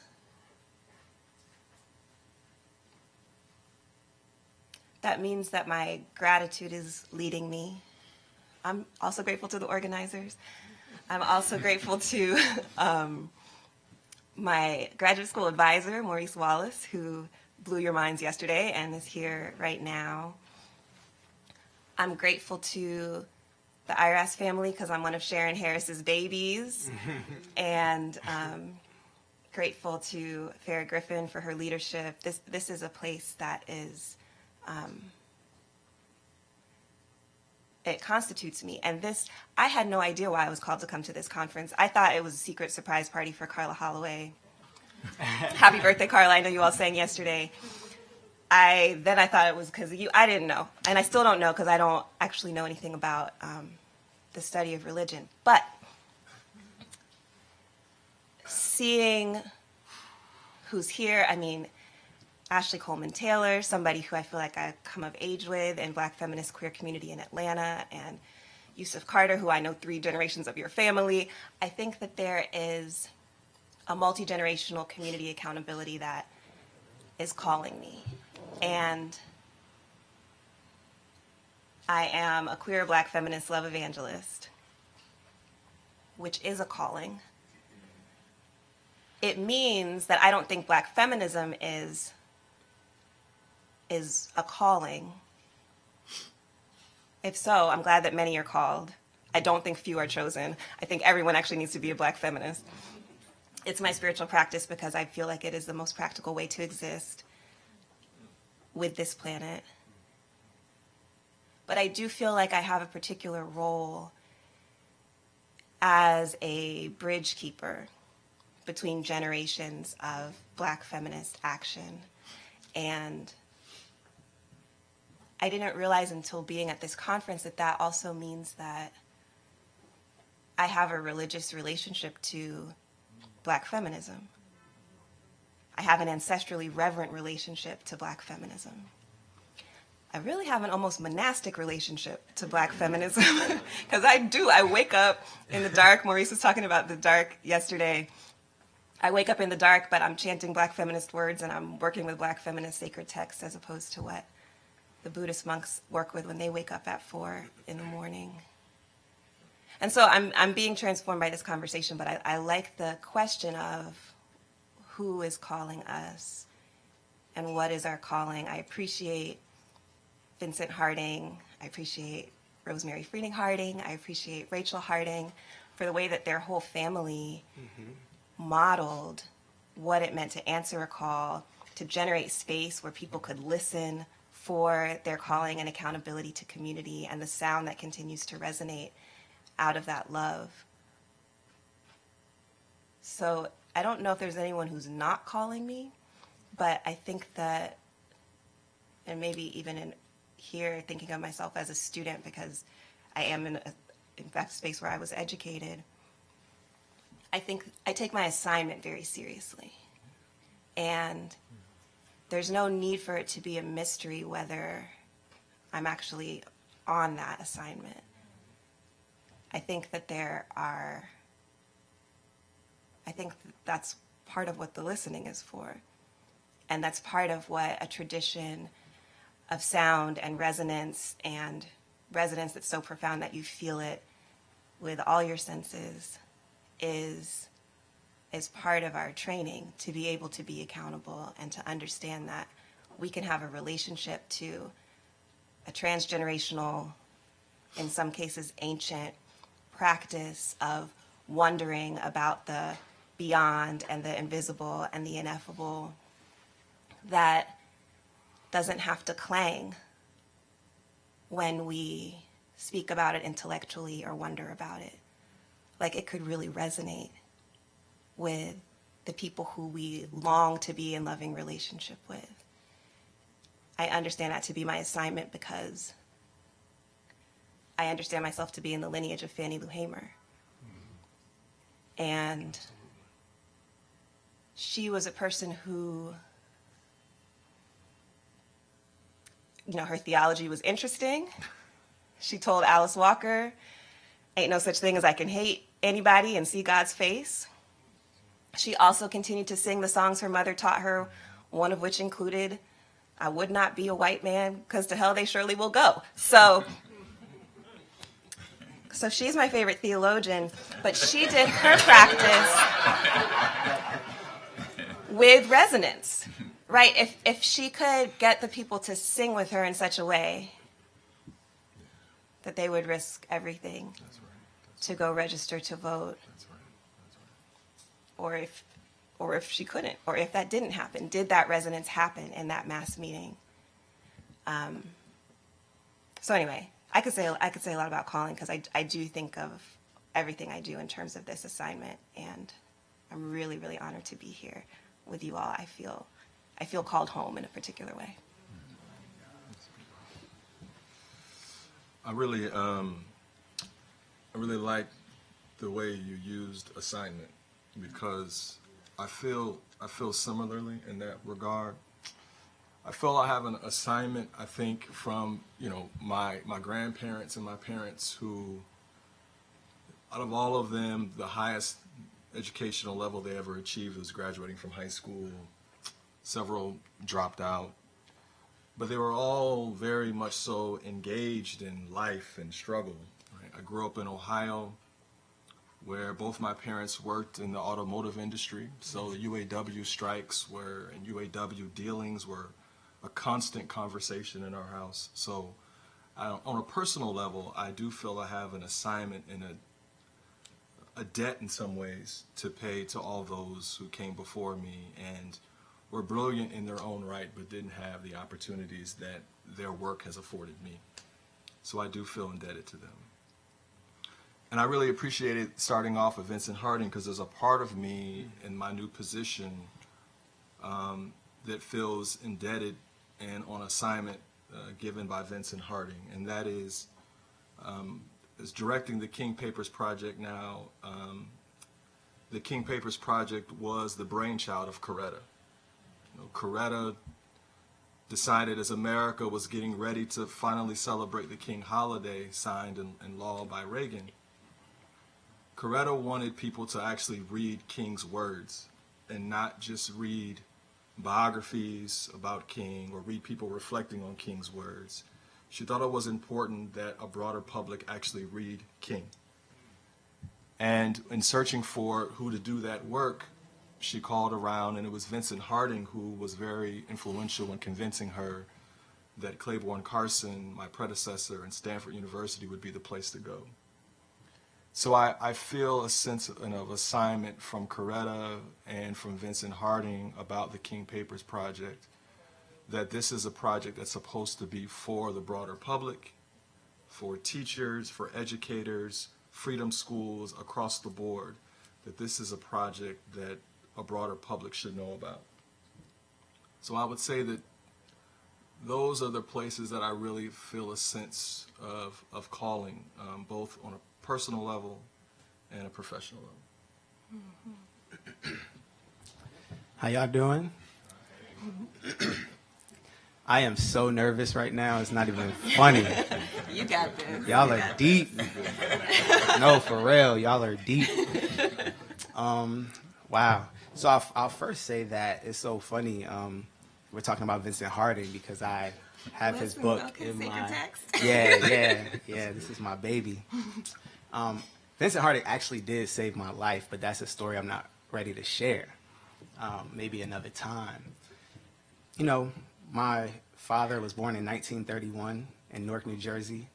He grew up in the heart of the Great Depression. He used to shine shoes in front of Lincoln's statue for a nickel. He was 60 when I was born. Y'all probably like, what's going on right now? It's really my dad. I was trying to do some math, yeah. He didn't talk a lot, but I got a lot of rage and love, even in his silence. I could feel what he had been through, even if he didn't tell it to me through words. He was like a real devout Pentecostal, so we grew up in like a storefront Pentecostal church on Sussex Avenue in Newark, New Jersey. I used to like pretend like I was praying, but I was really sleeping. And then he would hit me behind the back of the head and say, wake up, wake up. The mothers of the church would give me peppermints to sweeten my breath. A couple of dollars to go to the Chinese food store to get the fried chicken, and you just douse it in hot sauce and ketchup. This is before like the green movement and the vegan movement, you know? Y'all know what I'm talking about? Came in that bag. All right. So many people. My mom buries the dead for a living. So I grew up in a black funeral home, and I learned so much about black life through studying, witnessing, and tarrying with Black Death. It's a joyful thing, I learned. And maybe we can get a little bit into that. The last person I'll say is Mumia Abu Jamal. I was actually in a classroom. I was in seminary, my first semester of seminary, and a professor of mine, Mark Taylor, had Mumia, who was on death row at the time, and had been on death row for about 30 years in a 6 by 10 foot cell for about 30 years. And he called into the class and he gave essentially a sermon from that cell. And I used to say not to be romantic, but I'm okay with being romantic. It completely changed my life. Not just because he articulated the descriptive part of what Manning Marable says Black Studies is about, but he gave the prescriptive part in terms of this long Black freedom tradition that's so infused with love that it's insatiable and irresistible. So I'll stop there. Yeah, y'all are deep. I'll let it sit for a minute. So if you would just talk about your work, about your scholarship, how you approach it, how Black studies and religious studies come together in your specific and respective projects, and how that work is public facing and what that means for you. And then if we might just take it a little bit further, we use the language of public facing, which is not always the same thing as community engaged, as we were talking. Mm-hmm. Is there a difference between public facing work and community engaged work, and do you see that at play in your respective projects? Someone else start. Really? Oh, come on. I went last, though. It really is. It really is you. Wow. Yeah, it really is. Wow. We agree. We agree.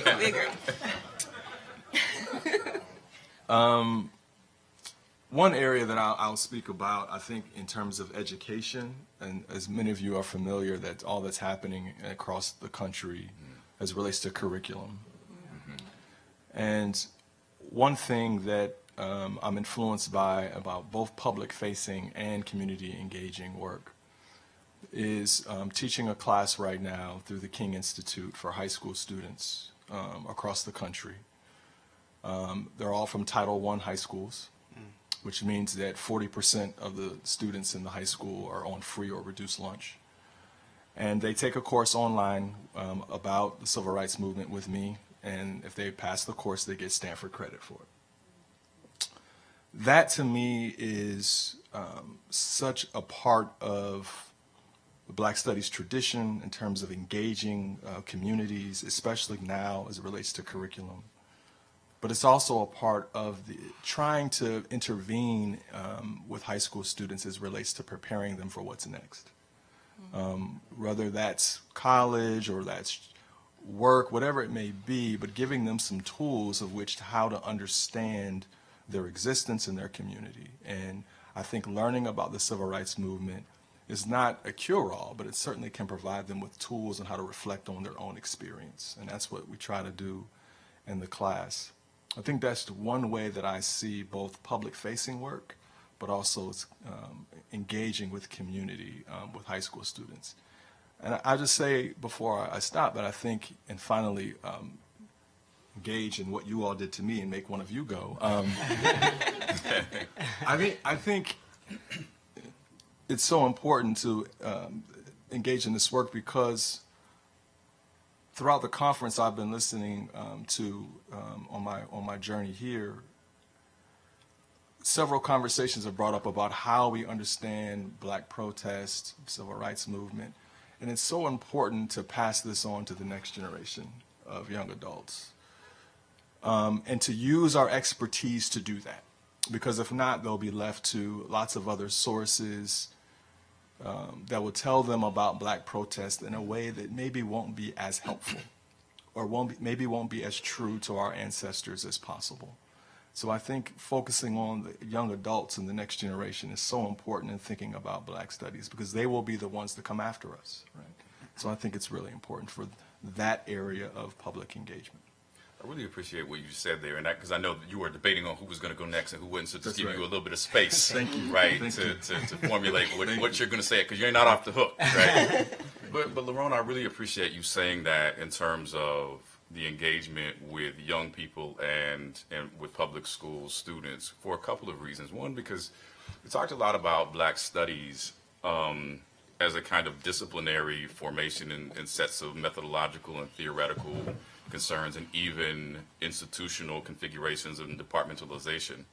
But we've actually talked very little about pedagogy and about actual students who are in our classes. And for me, the question always is, what do, in a Black studies classroom, in which I teach in an urban public research institution where at least 70% of my students are usually Black, what do those students demand of me beyond what the disciplinary formation of religious studies said I was able to say in that space? That's right. And I say that specifically in the wake of summer 2020, when we were out in the streets every day, marching and saying her name and saying justice for Breonna Taylor, and my students were being pepper sprayed, right, and locked up, and people were waiting outside of jails for them to come, and then we would come back into the classroom, and Black studies was the classroom space where you had to unpack all that, right?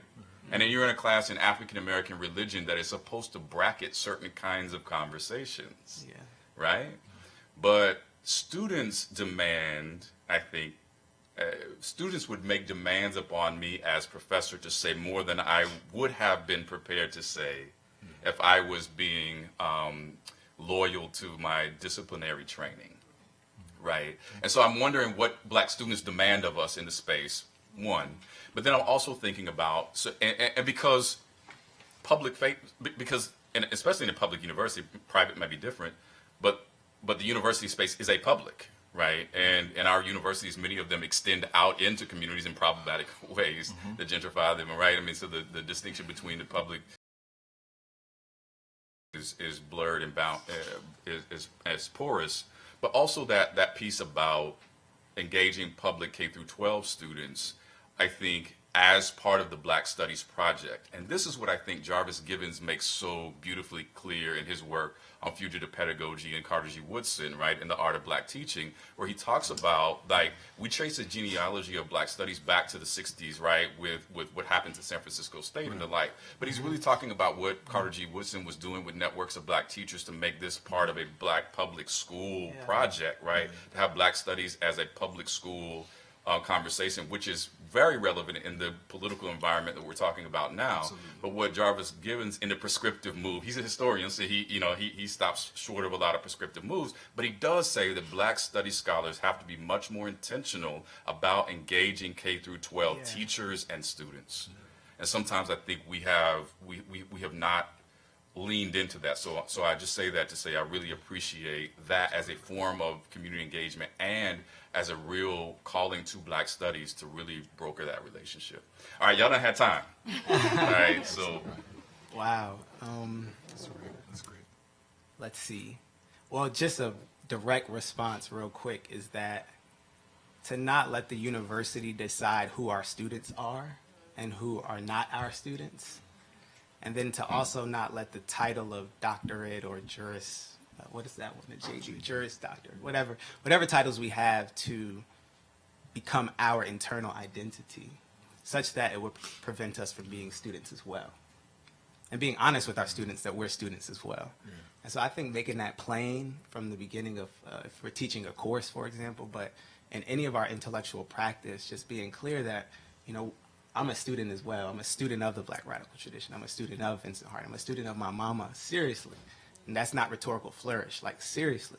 So I think that's one. But for me, you stealing so much of my stuff. Like so much of my stuff.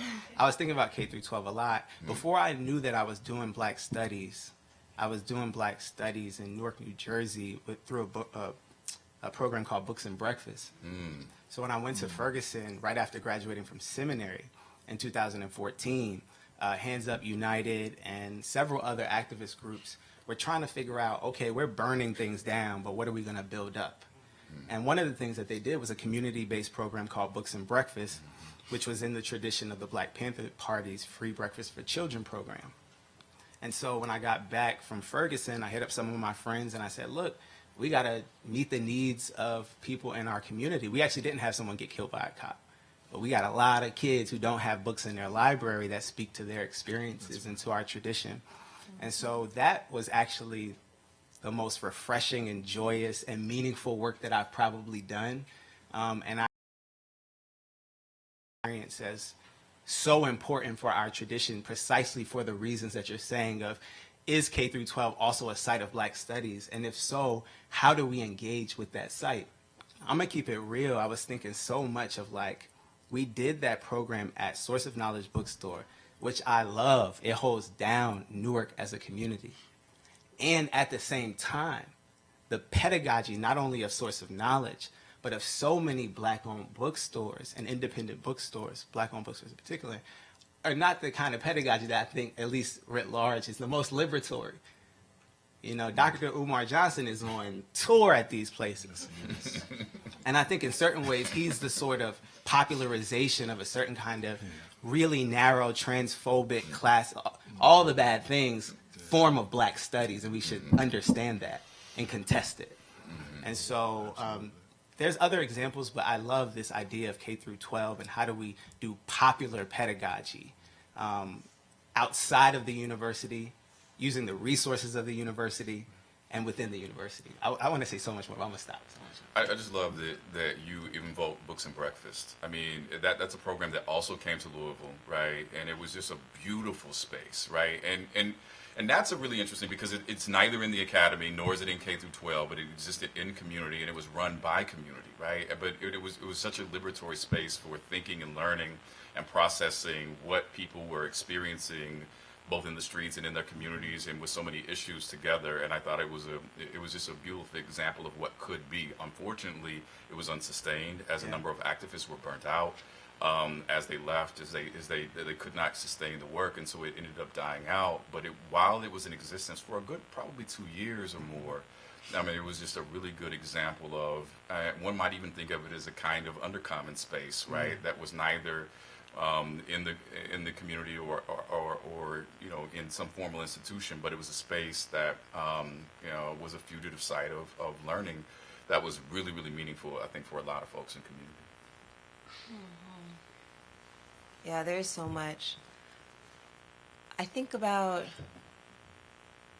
K through 12. I guess queerly, when I moved to Durham to go to grad school almost 20 years ago, I when I first became involved in an organization that is still my political home, Spirit House, and the second program that I was involved in with them was called Choosing Sides, and it was an educational program. It was also inspired by Black Panther Party political education legacy, and it was addressing the fact that at the time, well, I will say that the Durham School Board seemed to hate children, but also that they had this really terrible policy called 365-day suspension. So, meaning that if you were suspended from school on October 12th, you couldn't come back to school till the next October 13th, which was to really encourage the children to drop out, right? Because you're not starting back at the beginning of a school year, you're just setting them up to not be able to ever come back. And who was targeted by that was, of course, mostly Black kids, but there were a lot of young people who were impacted by this who were also involved in street organizations in our community in Durham. And so thinking about Fred Hampton, thinking about the multiple forms of education that are important, thinking about what it would mean to honor the desire to collectivize and be together that is part of what street organizations are. This was a program that was me, being like, how would you write a poem about that? A million poetic exercises, and then we would always publish a book, and they would read in community, and then they started really getting involved in a lot of movement spaces, and some of them have become incredible leaders in our community and in movement nationally. And so I think about the public schools as a space, but I also understand it to be a violent space and also a space that's designed to exclude some of the people I most long to be with. And I think that has been an instructive experience. And then I also think about the fact that when I had the great honor, after Maurice and Carla and them allowed me to pass my chapter review and be officially ABD and able to write my dissertation, like right after that happened was when Audre Lorde's papers became available at Spelman and June Jordan's papers became available at the Schlesinger at Harvard the same summer. And when I did that research, I felt this huge responsibility to there is information in here. And I think I have actually visited the Lorde Archives. It was like the beginning of the summer, the end of the summer. So the beginning of the summer, and I was like, I have to bring this home. You know, there's like Kingian School of Economics, there's schools of thought named after other people. There's got to be a Lordean school.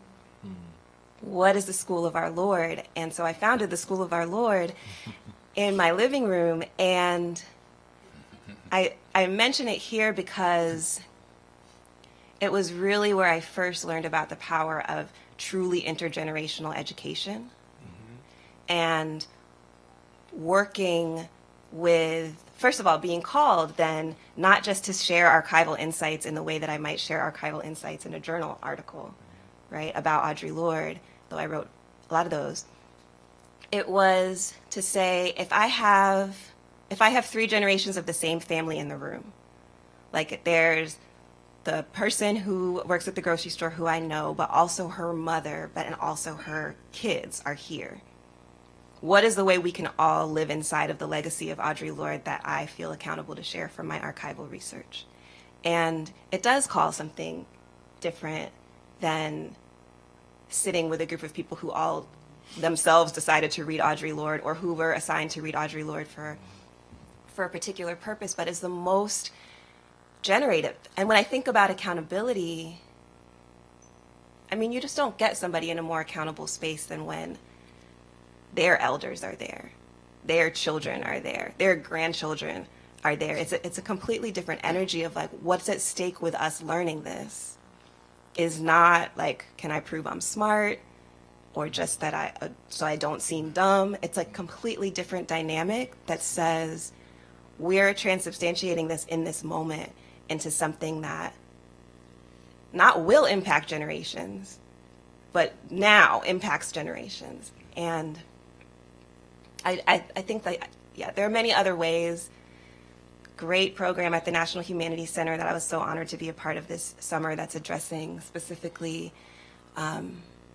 teachers, K through 12 teachers who want to teach Black studies in their schools, but we understand that it's being attacked. And I was really honored to be one of the folks alongside Gabrielle Foreman and Beverly Guy Shefdahl and Jennifer Williams, who met with teachers from all over the country about how they could, for me, it was how you can incorporate Audre Lorde into your curriculum this term.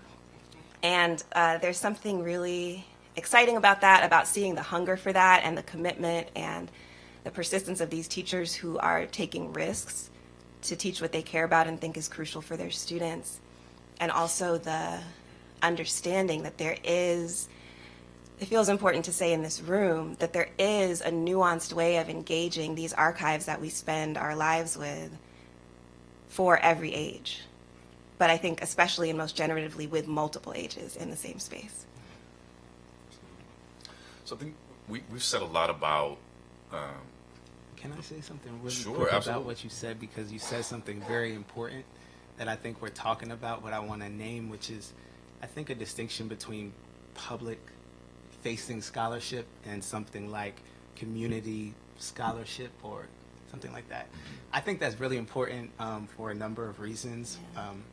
I think I want to pose it more as a question because I started thinking about it more recently of like, amidst the decline, the dramatic decline of Black institutional life and certain kinds of Black publics and the ascendance of digital culture, what does it mean to be a public intellectual within the Black studies space? And thinking about the sort of neoliberal tendencies that come along with and animate that kind of category and that kind of practice. And so I do think it's not an answer, but I think you said something really important, and I just want to kind of sit with that and talk about what that would potentially look like for us to take on an old or a new category, a Hubert Harrison or Alexis Pauline Gumbs, who all my final projects are Freedom Seeds. If you haven't read Freedom Seeds, that essay yet, read it and assign it to your students because it's so generative to how to think about not just public scholarship abstractly. Like I'm going to kind of talk about Black America, but I'm going to specifically talk about Durham, not in a way that's reducible to North Carolina, but that's connected to planetary breadth, which you do. That's dope, and it's important, and I just want to say, like, I'm appreciative of that tradition. Miriam Kaba, I have a student in the room. What's up? How you doing? The best TA on the planet, Abdul Qadir, right there. And we went to Miriam Kaba's museum exhibit, which is amazing. It's called, it's about prison censorship. And it's really remarkable. If come up to me afterward if you haven't heard of it yet. And that, to me, was an example of watching Miriam Kaba as someone who doesn't do, like, abstract public scholarship, but is deeply rooted in love, study, and struggle, and can tell you, like, these are the organizations, these are the sites, these are the cities, these are the young people that I'm directly engaging with. I think that's what we're called to do in light of all the resources that we have in these university spaces. Yeah, I don't know if it's a question directed to me or not. I don't know if I'm really prepared to answer that fully in terms of what it means to be a Black public intellectual, but you did just invoke Robin D.G. Kelley here in terms of love, study, and struggle, right? And that essay that he wrote, which was very powerful in a kind of tradition of doing that kind of work. But then I just think about another, essay, a small piece written years ago by Imani Perry, when it was like putting the public back in the public intellectual, where she really just was pushing against a certain construction of public intellectual life, right? That was really the celebrity intellectual, right, or the media intellectual, and just saying that there's a whole tradition of engaging in black barbershops and community spaces and all of these different things that aren't typically thought of as public intellectual work, but are part of very grounded, rooted, community engaged intellectual work that wasn't categorized as public intellectual work in the same way, but it was a deep and venerable tradition which more of us probably ought to reclaim and take up. Yeah, I mean, I language it as community accountable scholarship, and definitely inspired by Toni Cade Bambara, who says it's the community that names you. I think that, as I was saying earlier, we really do have to listen. And accountable is such an incredible word. I mean, I think it's a word that, for me, names what happens, like what you said, what's demanded of me. How do I say this in a way? How do I give an account of why Audre Lorde's legacy is crucial to everyone's everyday life? How do I give an account of that such that it could be received by who I'm committed to receiving it, or who, in my case, since I'm a evangelist, whoever is anywhere near me? You know, like that's the, and then there's the Lordean insight where she says, the sun is not our most notable star, it's only the closest. And that's another thing about Durham for me, that the reality, Audre Lorde, the astronomer, that if the sun wasn't exactly where it was, no life on Earth would exist, right? So what are the communities that we're in? Who do we make ourselves accessible to, and when? That's why it really matters to me where I live, and why I also find it really tragic that most intellectuals feel like they don't have a choice over where they live, because they just have to go where that line is that matches what their focus was when they got their degree. And so then there's like a bank account accountability. Really, like, who is it that supports my ability to be present to my calling? Because ultimately, that is accountability.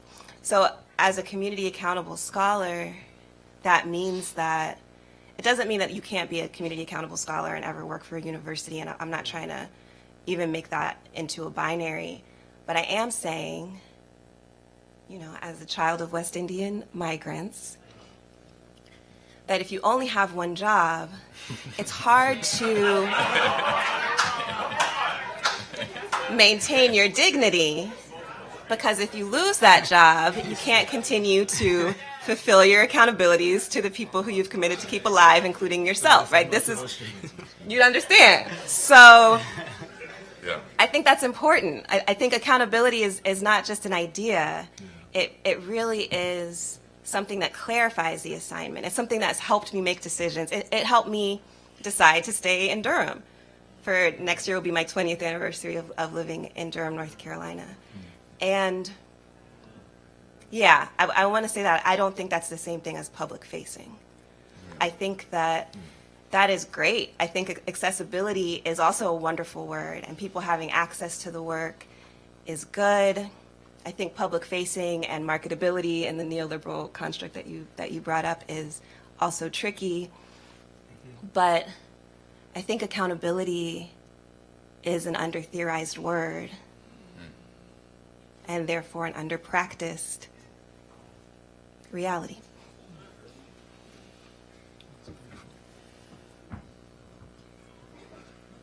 Yeah, you gotta let that sit for a minute and let it breathe, right? I mean, you have to let that breathe without talking over it. I mean, yeah. your book, your edited volume that came out of Spirit House, Breathing the World Anew, right? And so I think about that as I hear you, and I appreciate that.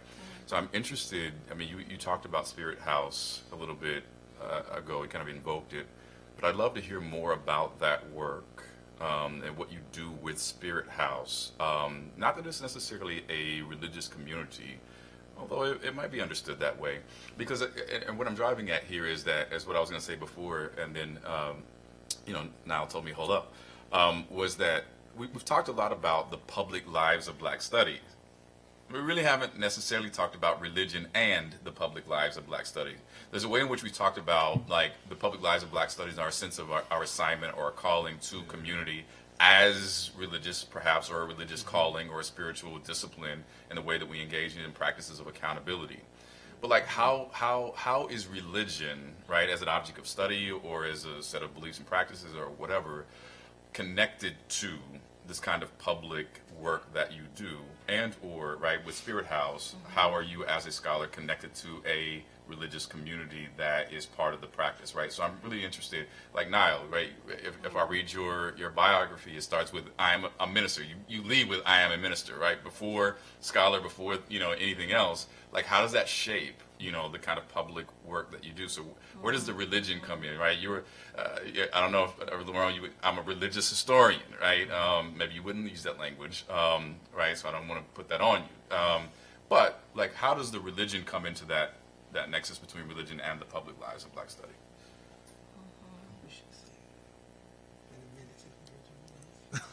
Are you really going to do that? We're just holding you accountable. All that wisdom you have to share. I appreciate that.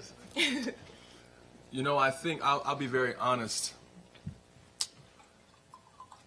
I'm really going through a journey right now where I'm actually coming back to my roots, and that, you go. I went out to Divinity school, and I think quickly you have these moments where you feel as if that part of your identity, that part of my Pentecostal upbringing, that if I'm going to fit into the academy, that is one aspect I gotta let go. My first graduate seminar on the 20th century African American experience, I was very excited about it. I looked at the syllabus, the classics were on there. But there was nothing on there about religion. And I remember I asked the professor about it, and he said, come on, Lerone, those churches weren't doing anything. They were just doing a bunch of shouting and everything like that. So, you get those types of messages that tell you, right, that you can't bring your full self there, right? And that's even more challenging when you're doing that in a Black body, because there's also aspects of your Blackness you also think that perhaps you need to let go, right? Or you're told you need to let go. So I think I'm coming full circle with leading with this idea of that, yeah, I am a child of the church. I am a child of the Pentecostal church. And that shapes me, and I bring that with me, and everybody else, right, who formed me in that community comes with me into that space. And I think that it's been extremely freeing to do that, in a context that's not a divinity school, in a context to do that in a private institution that is identified with Silicon Valley, which we all know is certainly lacking a sense of moral and ethical reflection, to say the least. Right? So it's actually been extremely freeing, I think, to lead with that now in my life, and then even in the classroom, to lead with, I am a Christian, right? I'm a product of that environment, and I still have those commitments. So I think I'll just leave it there, and I share that with my students now, right? Formerly, I used to kind of put that in the background, and students would read your bio like, hey, I heard you went to seminary. And I'd be like, yeah, what's your question? Get out of here, kid. And now, though, those are conversations that don't make me anxious anymore. Those are conversations that actually excite me, and they open up a door to thinking about Black studies and its relationship to religion. I love the way that you talk about that, and you all can feel free to answer it how you want. So to be clear, though, I wasn't necessarily asking how your own religious identity shows up. No, but I'm glad that you took it there, right? I'm glad that you took it there because it's an important part of the conversation that we just don't, that remains part of the unthought, right? Of how our own religious identities matter at this nexus, right? Or the kind of anxiousness, as Granby said earlier, around academic legitimacy, right? In terms of what we can and can't claim about our whole selves religiously. But so you can feel free to talk about it in that way, but I was just also asking like how religion or your study of religion enters into the conversation about the public life of the Black studies that you do, or the public engagement, or how you talk about religion as an intellectual, subject in public, or as engaged with communities. Any way that you want to address that would be, I think, helpful.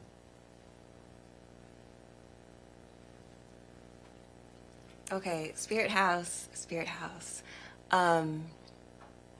House was created in North Carolina's Spirit House, but this actually is true of other Spirit Houses. It was created in a Black cultural nationalist context, and then to say I'm not a Spirit House spokesperson, so this is a redux of the history that is oversimplifying. But it was a patriarchal space, and then it was abandoned by its patriarchs, and now it is a Black feminist abolitionist organization.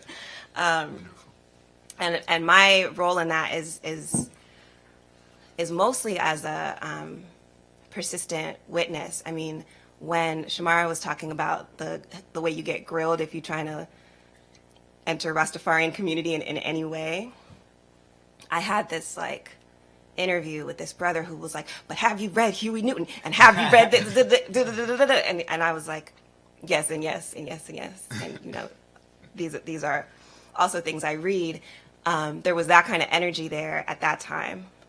Now it's been 20 years. And it's interesting because basically we are Black feminists who are ancestrally reverent. Spirit House is in a transformation. We've just been in a chrysalis year, and so to even say what Spirit House is not, it's becoming, and it's been an incredible year of reflection.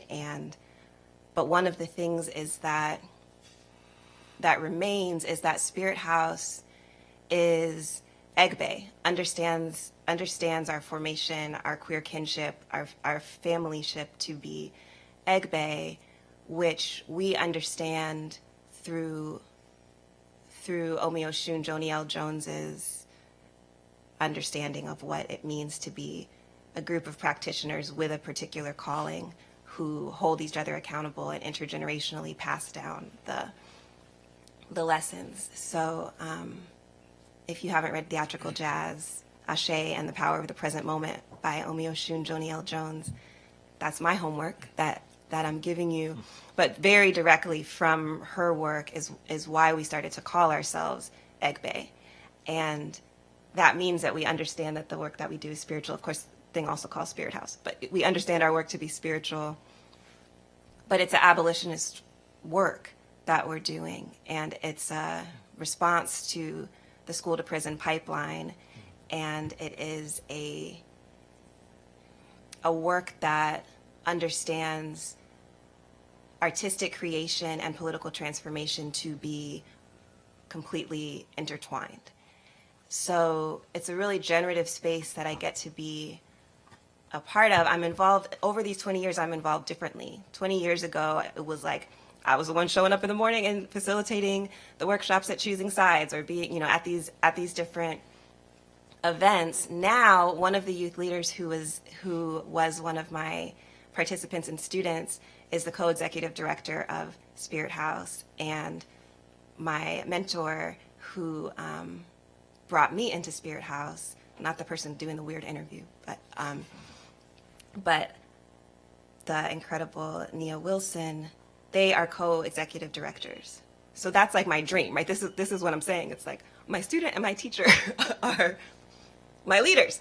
And that is how, that feels very spiritually aligned to me. what else? I know you have a lot of curiosity about Spirit House, but I could talk about Spirit House for a long time because it's a long relationship. But I'll say that my relationship has transformed as I am not a lead facilitator in programs that happen, and then they're like using my work. And so we have been doing for many years something called Black August Haikus to think about the legacy of Black August. And it was like last summer or 2 summers ago, they used prompts from MArchive, one of my books, like I didn't know, I didn't get to decide this. I just like saw it on social media and I was like, they're using prompts every day from MArchive. It's like how someone else might feel if your grandparent read your poem as the prayer at Christmas dinner or something like that. Like that's how I feel about that. It's that's what I'm listening for, right? Is it useful? Because if it's useful, you don't have to tell somebody to use it.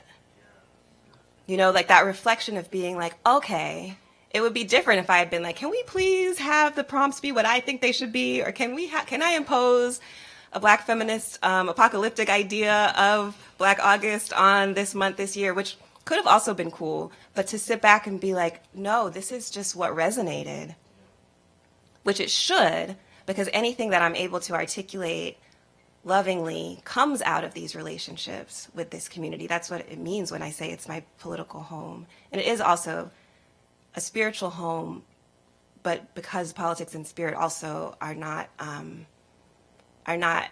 completely distinguished in Spirit House's practice, that makes sense, even though I know it's all complicated. But anyway, all that is to say is, yes, there are definitely African-centered, ancestrally reverent religious practices that structure the way that my political home functions. I'll invite Nyle, and then we'll open it up for Q&A to the audience. Has anyone here been to seminary? Like for a year or 2 years or 3 years or 6 or 7? Seminary is a strange place. Anyone who's been to seminary knows it is a very strange place for lots of reasons that I won't get into. And when I was in seminary, I thought theology was very corny. And the reason why is in part because, you know, you'd be in class and someone would bring up their personal experience all the time. You know, in my church, you know, they fell on the floor and threw the towel over them, you know, and they spoke in tongues. And then that how informed the whole cosmology. And I was like, here we go again. I was like, all our churches did that. Now what, you know? So I really shied away from that. That's part of the reason why I didn't get a PhD in seminary. Because I was just like, that stuff is so narrow. Now I realize part of what I think was so expansive about seminary, and I kind of miss it a little bit, and I don't want to go back, is that it's confessional. And I miss that because I'll speak from personal experience, I often feel in academia like I can't tell the truth about what I care about and what I don't care about. That part. So, you know, I'm at the party, I'm at the thing, and it's like, this is my research. I'm like, okay, that's cool. You know, but I feel like I have to then produce some kind of connection, or I have to constantly pretend. And the thing that seminary taught me was to be confessional. And that, to me, relates right to, I had this book in my, like, this is really spiritual what's happening up here. Yeah. It goes right to, my homie just texted me a quote from here because we were talking about the book. This is Vincent Harding. He said, the names were legion, some well known, but most anonymous. It was they who called us to see a movement older and deeper than any one generation. It is with them that I must keep faith, for it was among them that the informal, largely unconscious research for this work began. Their churches and homes, the marching lines, the confrontations with the sheriffs and deputies in front of the county courthouses, the cars on the treacherous back country roads, the jails and cemeteries. These were my first archives, my first living sources for the story of our river. So for me, what theology helped me understand was the sources of my archive. And to be honest, or to try to be honest in a place that asks me, that rewards me for pretending. You know, I think that's so important, and it ties back to the first panel on the first day. I feel like all of you amazing religionists who were on that first panel said in different ways that there was just a lot of love there and accountability to who you're learning from, who you're working with. And when I was listening to you all on YouTube, I was thinking about this fact that it did, not that you all did it, not that this wasn't because of you all, but that it does feel like you can express your critique, but it feels dangerous to express your belief. Not necessarily belief in a religion that you're studying, but like belief in the people that you're with, or belief in the possibility that expressing belief is unsafe because this is the Thunderdome of critique that we're in, or another name for the place that we're in. And you want to protect your belief from that critique. And that makes sense. What makes more sense to me, though, is to structure my life in such a way that I can live my beliefs. And I think that is something that we have to support each other on, even in thinking about, and I think it's been modeled in this space of the generosity of inquiry, the honest curiosity and wonder about each other's works. I've seen that modeled. I mean, and this is also to name, I have good teachers, Maurice for sure, and Deb Thomas for sure too, who I've seen model that as the deepest form of brilliance and a willingness to be transformed by our curiosity, which is how a space like this is marketed, but it is undercut by all of the fear and anxiety that's produced by what feels like critique and judgment. That's why I see a lot of people keep the sacred part, what's most sacred to them about what they do, separate from here, in a broader sense of here. And maybe it's something to think about, because it is a major cost. And I've seen it impact people's health. And it actually impacts our collective if our brilliant, curious, loving people feel like they can't, like they got to hide it under a bushel. Now we go back to Fannie Lou Hamer, right? I'm not going to sing this little light of mine. But you understand what I'm saying, so I'll stop. Every time Alexis speaks, we just have to stop and just let it go. Let's take a deep breath, yes. Yeah, there's so much more that we can say, but I really want to open it up to the audience right now for questions. And can I just throw something really quickly? I guess there's a mic coming. The mic is coming. I just wanted to say that one of the publics that we mentioned but didn't name, and I think it's important for Black Studies to think about, is also the prison population. Yes. So just for all of us to think about the role of Black Studies in prison education projects, and the challenges that I've experienced in those communities when you try to teach about religion. Right, that sometimes in the academic classroom, whether it's in our homes or churches, it's one thing. But when you go into that context where there's a lot of, frankly, battling going on about religious truth, right, it can be challenging. But I still think it's a challenge worthwhile for Black Studies to think about, and that's prison education. I just wanted to say that, because we all mentioned it in some way, shape, or form, but we all know that how it's shaped our communities, unfortunately, mass incarceration. So for us to think about that is really important, too. Hi, my name is Olivia Pearson. Right here. There you are. Nice to see you. Thank you for your time today.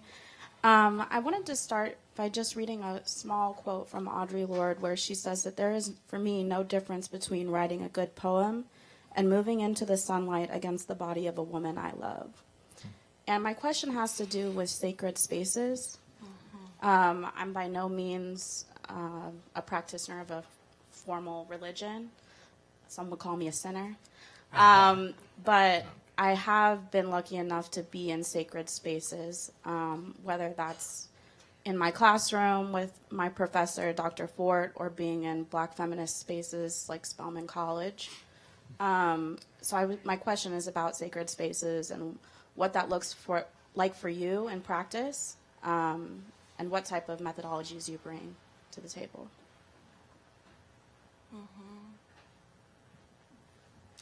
You're doing an amazing job in the classroom, brother. Yes. I'm doing all right. Thanks to Josef Sorett for giving me his syllabus before I tried to teach 105 students. Well, I'll say that is so important. And I think it's interesting how much quotation of our ancestors we've had in this session in particular. Yeah. I think that's part of what makes a space sacred. Our ancestral connection. I think that sacred space is necessary. I mean, we think of the model of the clearing that Toni Morrison offers us, right?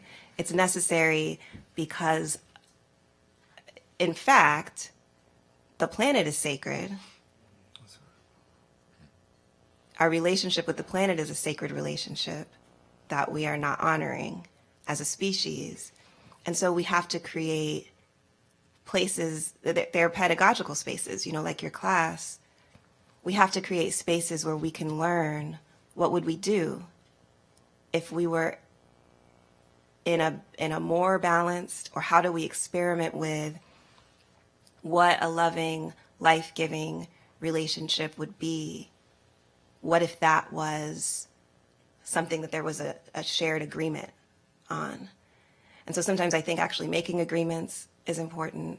Sometimes I know that the same rituals or practices of ceremony don't mean the same things across. So sometimes there's a listening and a humility to that.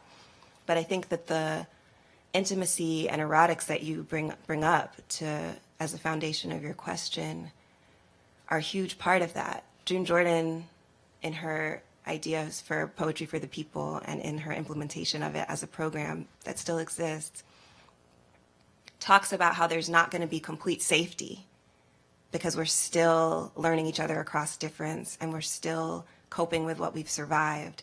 But how do we create a space that's safe enough?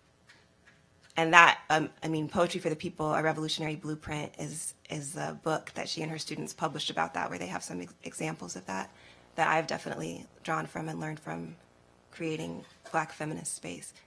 But yeah, that's such a beautiful question, and it's such a worthy desire, because we really need those spaces to imagine what would it feel like to live on Earth, what would it feel like to live in community if we honored the sacredness of that fact.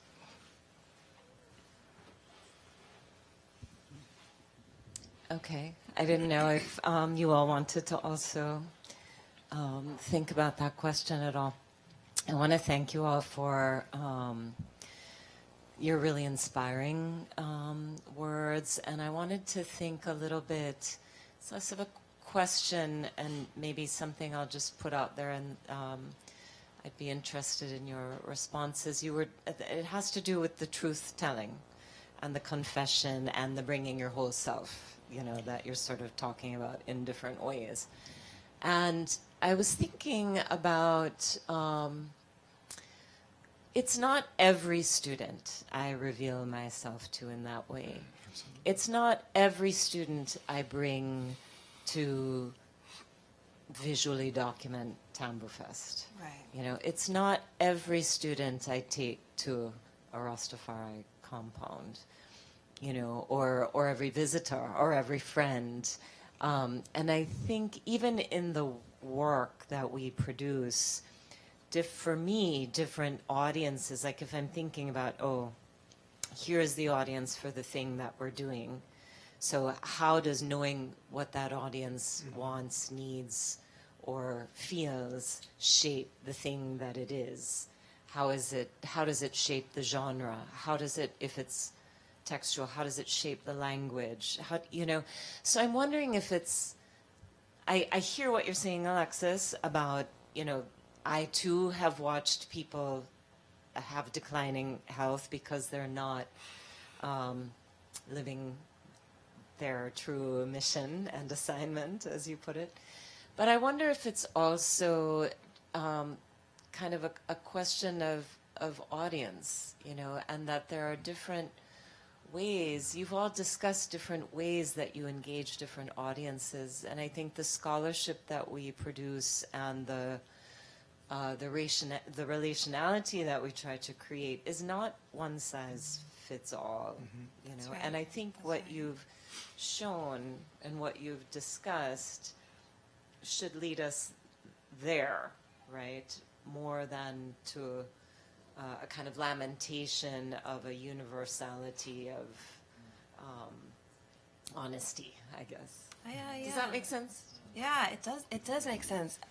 A colleague yesterday was talking about surfing as a metaphor or as a way of thinking about how do we practice in balance, and I really liked that idea because you have to be so present to try to balance in the ocean. And you can't just like decide I'm gonna be in this posture. This is my truth.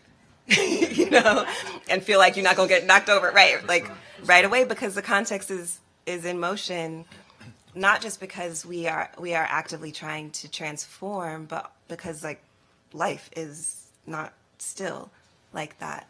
And so I think about the question not being a one size fit all, but this kind of discernment that you model, where it's what allows me exactly, what collaborators, what context, what allows me to be present enough that I could notice the nuanced muscular shifts that I need to make towards balance in this way. And what are the contexts where I would just be stuck? And it's not simple because we're navigating spaces we've been traumatized by. We're relating to people we love through coping mechanisms we've learned through trauma. There was discussion about that earlier in the conference as well. But I do think that asking ourselves, and I see you ask this in the way that you relate to your engaged scholarship, who could I travel with? Who would I want to bring into my community? Does everybody I work with meet the people at Spirit House? No. And so yes, obviously I would love for us to be just able to be vulnerable in relation all the time, but I understand that that's not, nothing is all the time. And aliveness has a lot to do with being able to be present to that transformation. What I'm trying to clear is everything that blocks me from being able to be present to that inquiry. And confession sometimes can be to yourself. True. It's not coercion. Like sometimes I might not say something to someone else, but I have a conversation with myself that this is how I want to show up in this particular space. And I love the word discernment as well, because that's a tricky word that I think helps me get through tricky spaces. And then I ask my mom or my partner or my friends to remember that I'm not in this alone. That's right. But that I say, I'm about to show up to this event. I'm not sure, what do I wear? Or, what should I bring up? What should I not? What campaigns are going on that folks are working on? Because I know that I'm not moving through the world as an individual. That's right. And that doesn't always work. Like, sometimes I come and be like, damn, I share way too much. Like, whoa, can y'all not publish that talk?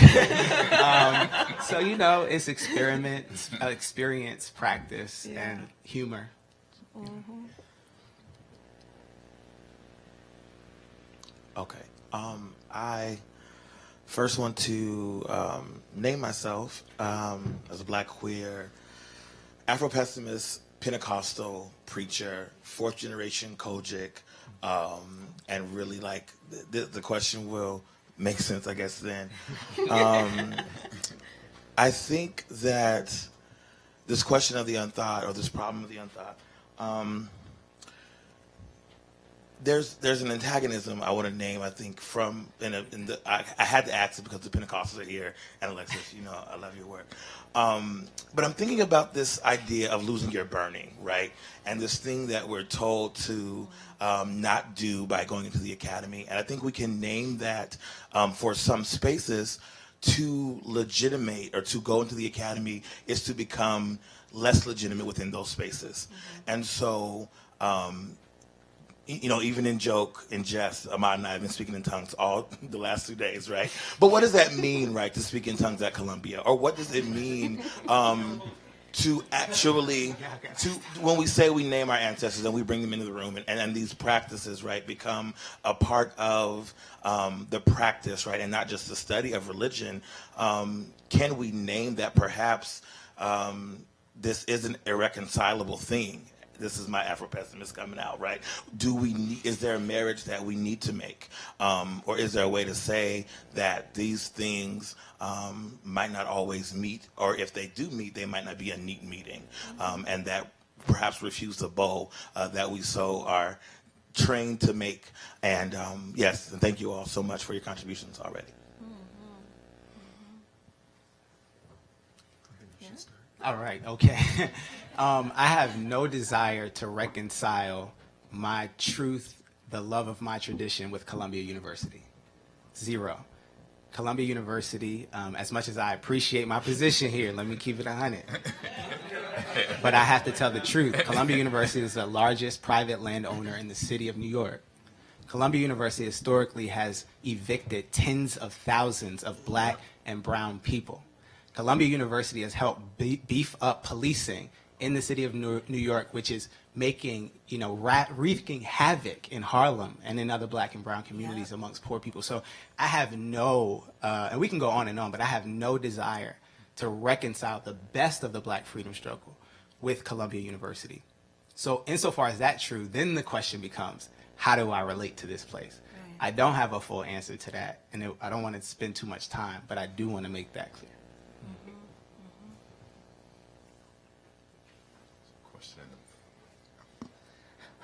Hello, everyone. My name is Joseph Robbins. You can call me Joe.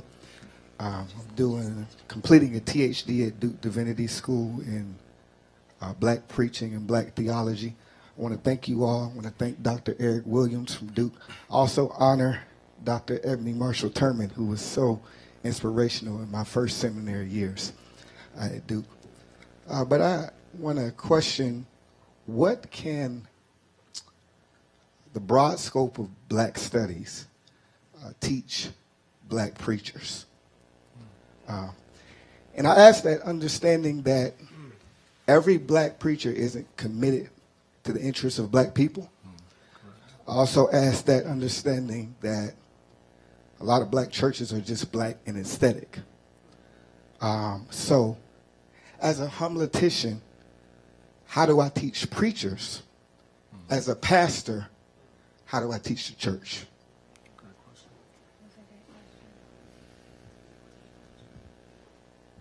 Oh, well, I'm in love with a queer black feminist preacher named Shango Dare. And you can see their sermons on mobilehomecoming.org/live. I always learn a lot from them. There is, I mean, I guess I filtered your question, like, what could black preachers learn if they became black feminists? I think that would be great. And, you know, I'm not, Bart's like, that's obviously not a pessimistic thing that I'm saying. I mean that, and I think about it because I not just learn from black feminism, but like if they were to become black feminists. I mean, so again, Maurice Wallace is here, who is not a practicing preacher necessarily right now, or sometimes practicing, but not weekly practicing, who is one of my important black feminist teachers, and also the testimony of the fact that my father, who was a straight, cis, West Indian man, self-identified as a queer black feminist, and came to the Black Women's Intellectual and Cultural History Conference in this building and stayed the whole time, not just for my panel, because he was like, because I'm a queer Black feminist too, because he understood that the world that commitment generates is the world that he wants, is a liberation for him. And so that's not an answer to what could the scope of Black studies teach Black preachers, but maybe to listen to queer Black feminist preachers would be an educational opportunity. And I'll only just add something that you brought up, I think, earlier, is that notion of accountability, trying to teach accountability to Black communities, and also the idea of being an organic intellectual, right? That if you're going to be a preacher, right, you should educate yourself about what's going on within your local Black community and try to do your best to figure out how to address it, right, no matter who it is in your community. And I think that's one thing maybe that Black Studies can also, two things that Black Studies could also help teach with Black preachers, especially as it relates to organizing. You know, we've got to try to move beyond the kind of hierarchical structures at times that take place within Black church communities that are really detrimental to flourishing. So we've got this question here, and it looks like there's a couple more. Can we take them together? This question here, Dr. Savage, and the one in the back. If we take them together and allow our panelists the opportunity to. Okay, let's take the four of them. That's right. Let's them get them together Let's get them. in quick succession, and then we'll answer, and then we will wrap up. How am I supposed to elucidate my truths without judgment? When is judgment not a part of my possibility for and towards truth? When can my light burn enough for my performance and pretending to crumble or turn to ash? When will blackness as survival, as the I or I of life, subsume religiosity as religion? How are we supposed to continue if we are in love with study rather than with connecting with one another? Is language enough? Okay, poet. That is very hard to follow. And thank you so much for that. I have a kind of a pedestrian question with all of this depth that we've been seeing here. We had an interesting conversation yesterday about archives. And so, Lerone, since you're actually one of the few people in the room who actually sits in an archive, works with, I'd be certainly interested in hearing some remarks from you on what that experience is like for you in this move to, to Stanford. Okay. Oh, that's great. Yeah.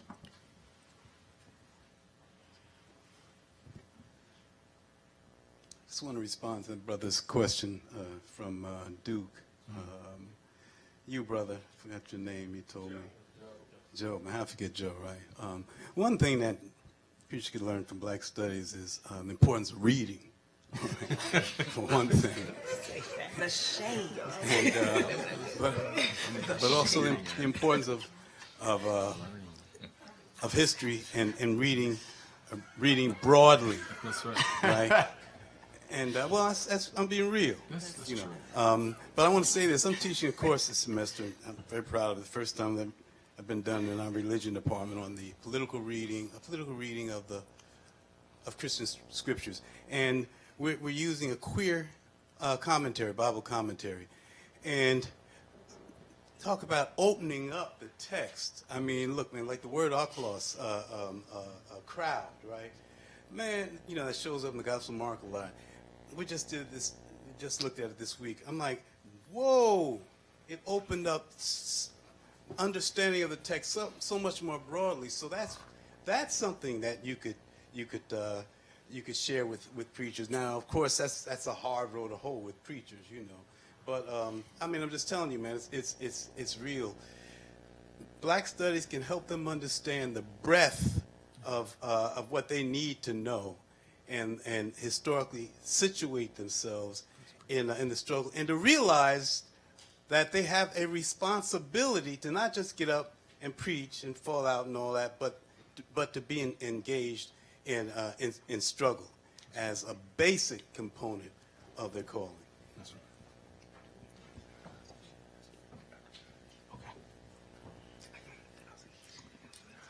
No, advocate for my friend. You're so sweet. Thank you.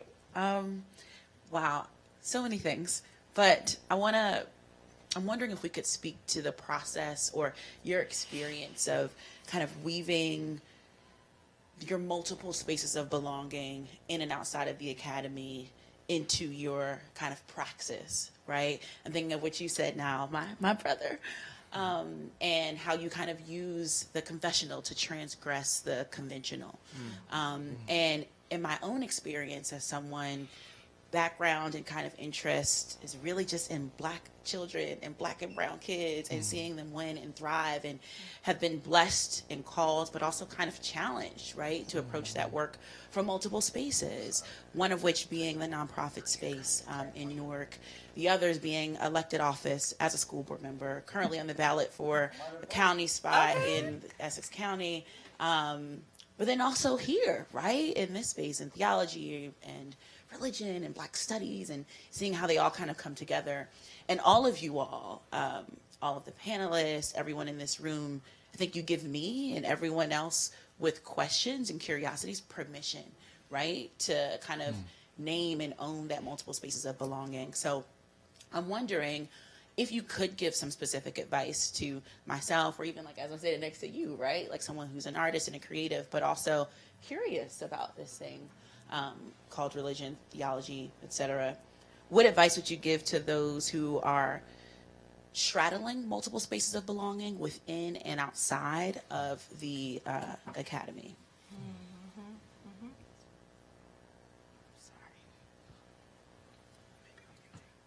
I think it's going to Dr. Allen, which will be the last question that we can put on the table, and then our panelists will try their best to respond to some aspect of these questions. Are they taking notes of these 10 questions?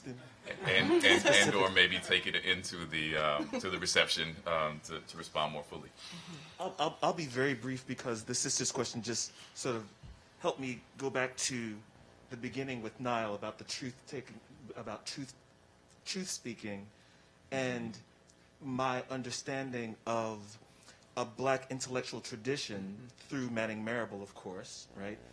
That maybe if we address our questions, not to Columbia University or any institution, we know that there are electoral politics of one moving through the ranks, et cetera, in those places. But if we address the work to the tradition, which is a tradition that is no respecter of institution or degree, then the conversation is quite different. And so your question of how do we address these different spaces is not an anxiety, but of course we address these different spaces in different places at different moments, right? And the other thing is that the electoral politics of it, right?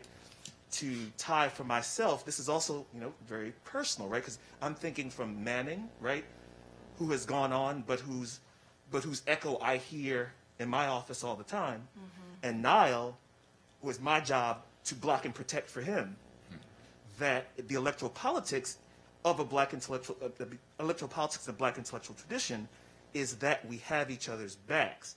And if you're not confessing to everyone in the room that some senior person who's also going to be in another room, you have to find some way to relate. That's been my experience. That because I started my graduate journey late and at this institution, I decided that I would just go to Columbia and get a PhD. I did not come here to be here. I came here to be accountable to communities that then I wasn't accountable to for a long time. But to have senior colleagues who saw me and knew that it wasn't going to work out for me if I didn't do what I came to do, right? So this goes back to what Deb said also about discernment, about different audiences, but it's also that maybe I've been thinking all day about the address to Black studies, and I think that's wrong. I think our address is to our long tradition. Okay, we can take a quick response to that.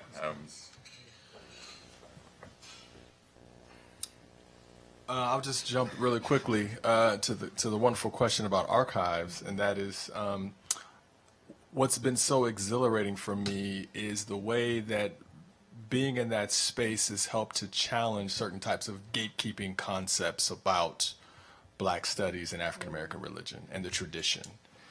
Reading things from Martin King or others that were sent to us or given to us has completely transformed the way I understand the civil rights movement, its relationship to Black power, how King has been defined, I think, wrongly outside of certain aspects of Black power, how we think about North and South, and how actually King always has his eye on the North and police brutality and what's happening in the North. But our scholarship hasn't caught up with that yet. And so I think that experience has been exhilarating for me and has helped to challenge certain gatekeeping concepts around the study of the field. Go for it. Okay, I'm gonna definitely let you go last. So no pressure. I want to. Yeah, that was like a given. Everyone in the room knew that. I'm gonna try to connect three. Your question, and Dr. Allen's question, real quick. I didn't answer your question the way I wanted to. Not only am I not interested or think it's worth reconciling my relationship to institutions of oppression, but I think by doing that, we take away the need for the real work, which is to reconcile ourselves to communities of struggle. That's what happened. We wouldn't have the Black Studies movement here at Columbia if it weren't for student activists who stood in solidarity with community members of Harlem to stop the Jim Crow Gym, GYM Crow Gym in Morningside Heights, or to divest this institution from the Institute for Defense Analysis, which was a national consortium which was giving research to the military. So that's one. Number two is I think that sometimes related to that, these institutions find a way of obsessing us with what we hate instead of allowing us to bask in what we love. So our intellectual orientation becomes, how do we do this? How do I do that? Or how do I make my way? And it keeps us away from the very institutions and communities that made us possible in the first place. Those sacred spaces where we don't have to pretend, where we're allowed to confess all of these different threads. And the last thing I just want to concretely shout out, this is me being an activist, political homes. Yes. So part of the reason why I'm okay walking to my office 5 minutes away from it, it's real nice on Riverside Drive, I ain't gonna lie. I ain't gonna lie. And part of the reason why I can live in that tension, even though it is hard to sleep at night, is because I'm a part of a political home called the Dream Defenders, where we do all kinds of feminist, abolitionist, internationalist work. And so there's lots of, I'm going to just shout out a few: BYP 100, Detroit Justice Center, Law for Black Lives, Dignity and Power Now, Center for Popular Democracy, Critical Resistance, Black and Pink, Brotherhood Sister Soul right here in Harlem, the Dream Defenders, which I work for, Highlander Center. There's so many, but get you a political home so that you can even ask these questions and struggle with other people who are trying to transform the world. Yes. And I think that can feel so scary for overworked, unappreciated people with academic jobs.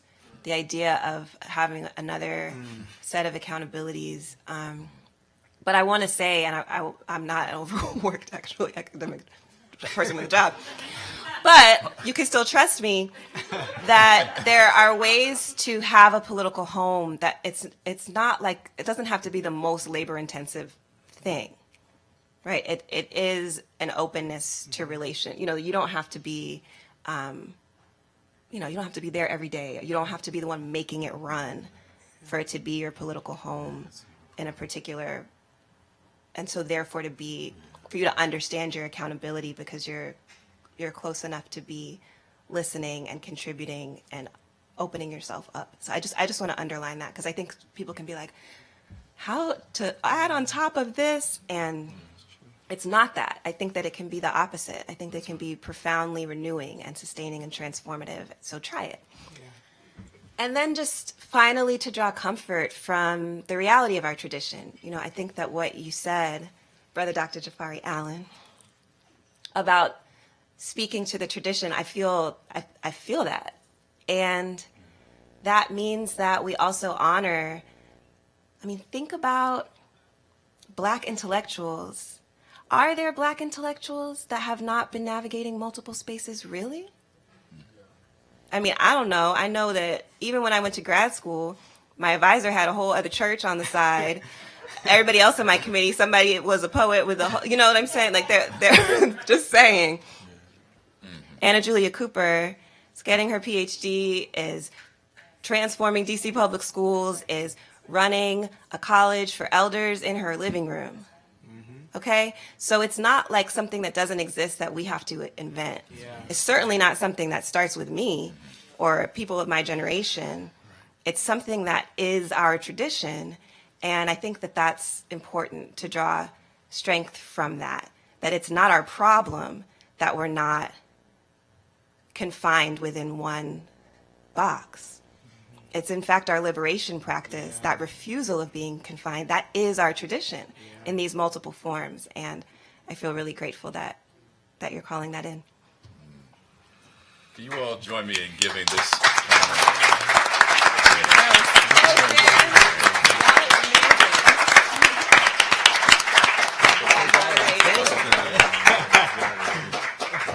Should we actually? Should we leave?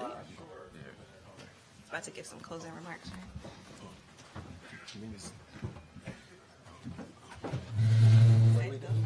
We staying? We going? What are we doing?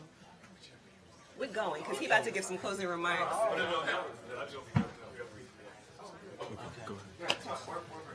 Okay. Hello, all. My name is Joe Winters. I just want to thank all the panelists these last couple of days. I want to thank my co-organizers. I want to thank Andrew. Everybody's helping record this. This has been amazing. I just want to say one thing so we can get going. Have libations and so forth. Right. One thing I want to say is, I'm thinking about the title of this conference, The Problem of the Unthought. Right. Obviously, we're invoking a very important article, interview with Saidiya Hartman, Frank Wilderson. The flip side of that, it seems to me, is right when Black studies and the study of religion become a problem for thought. Right here, I'm thinking about Nahum Chandler's work. Right. What I'm thinking here is, like, we've been talking here about the tensions, the possibilities, right? Maybe the fissures, right? At this intersection, at this conjunction. Maybe what we're talking about is that there's something about, right, Black religious study or the intersection of Black study and Black religion or the Black sacred that is a problem for a certain kind of thought, right? Particularly when thought is associated with mastery, transparency, right? The essay that has to have a nice introduction, conclusion, and so forth, all the stuff that I've been trained in the last 20 years, right? So I'm wondering if we can just take that notion of, right, being a problem for thought, right? So that the unthought is not necessarily something that we want to solve or resolve, right? It's precisely the unthought and the problem that is actually generative, right, for the kinds of work that we're doing here, right? And I also want to suggest, right, like in the last 2 days, right, we've had conversations about the sonic, right, Black audition, right? We've been calling on the ancestors, right? We've had a gathering. We think of the notion of church as ecclesia, right? A kind of gathering as J. Cameron Carter wants to focus on, the gathering on the outside, the gathering of the unfit, the gathering of the queer, right? The gathering of those who don't quite fit in social spaces, right? We've been doing Black religion. Thank you all. I'll just say, and I just want to say thank you to Tiffany, right? But I really want us all to also thank Josef Sorett was the right, yeah. That's right, brother. He was in many ways the genius behind here. Writing for the Luce Grant, organizing the steering committee. Also holding us accountable in real ways, right? Answer your email, right? What time can you meet? So, and also with doing all that, right, during a pandemic, right, and also with your new position as academic dean. So thank you all so much, and I'll leave it up to Joseph. Thank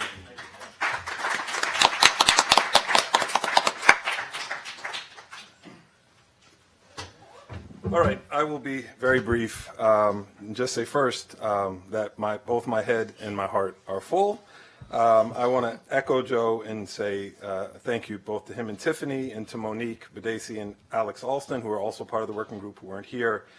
Of course, mention Sharon and Jade and Michaela, who helped make us go throughout these last couple of days and before.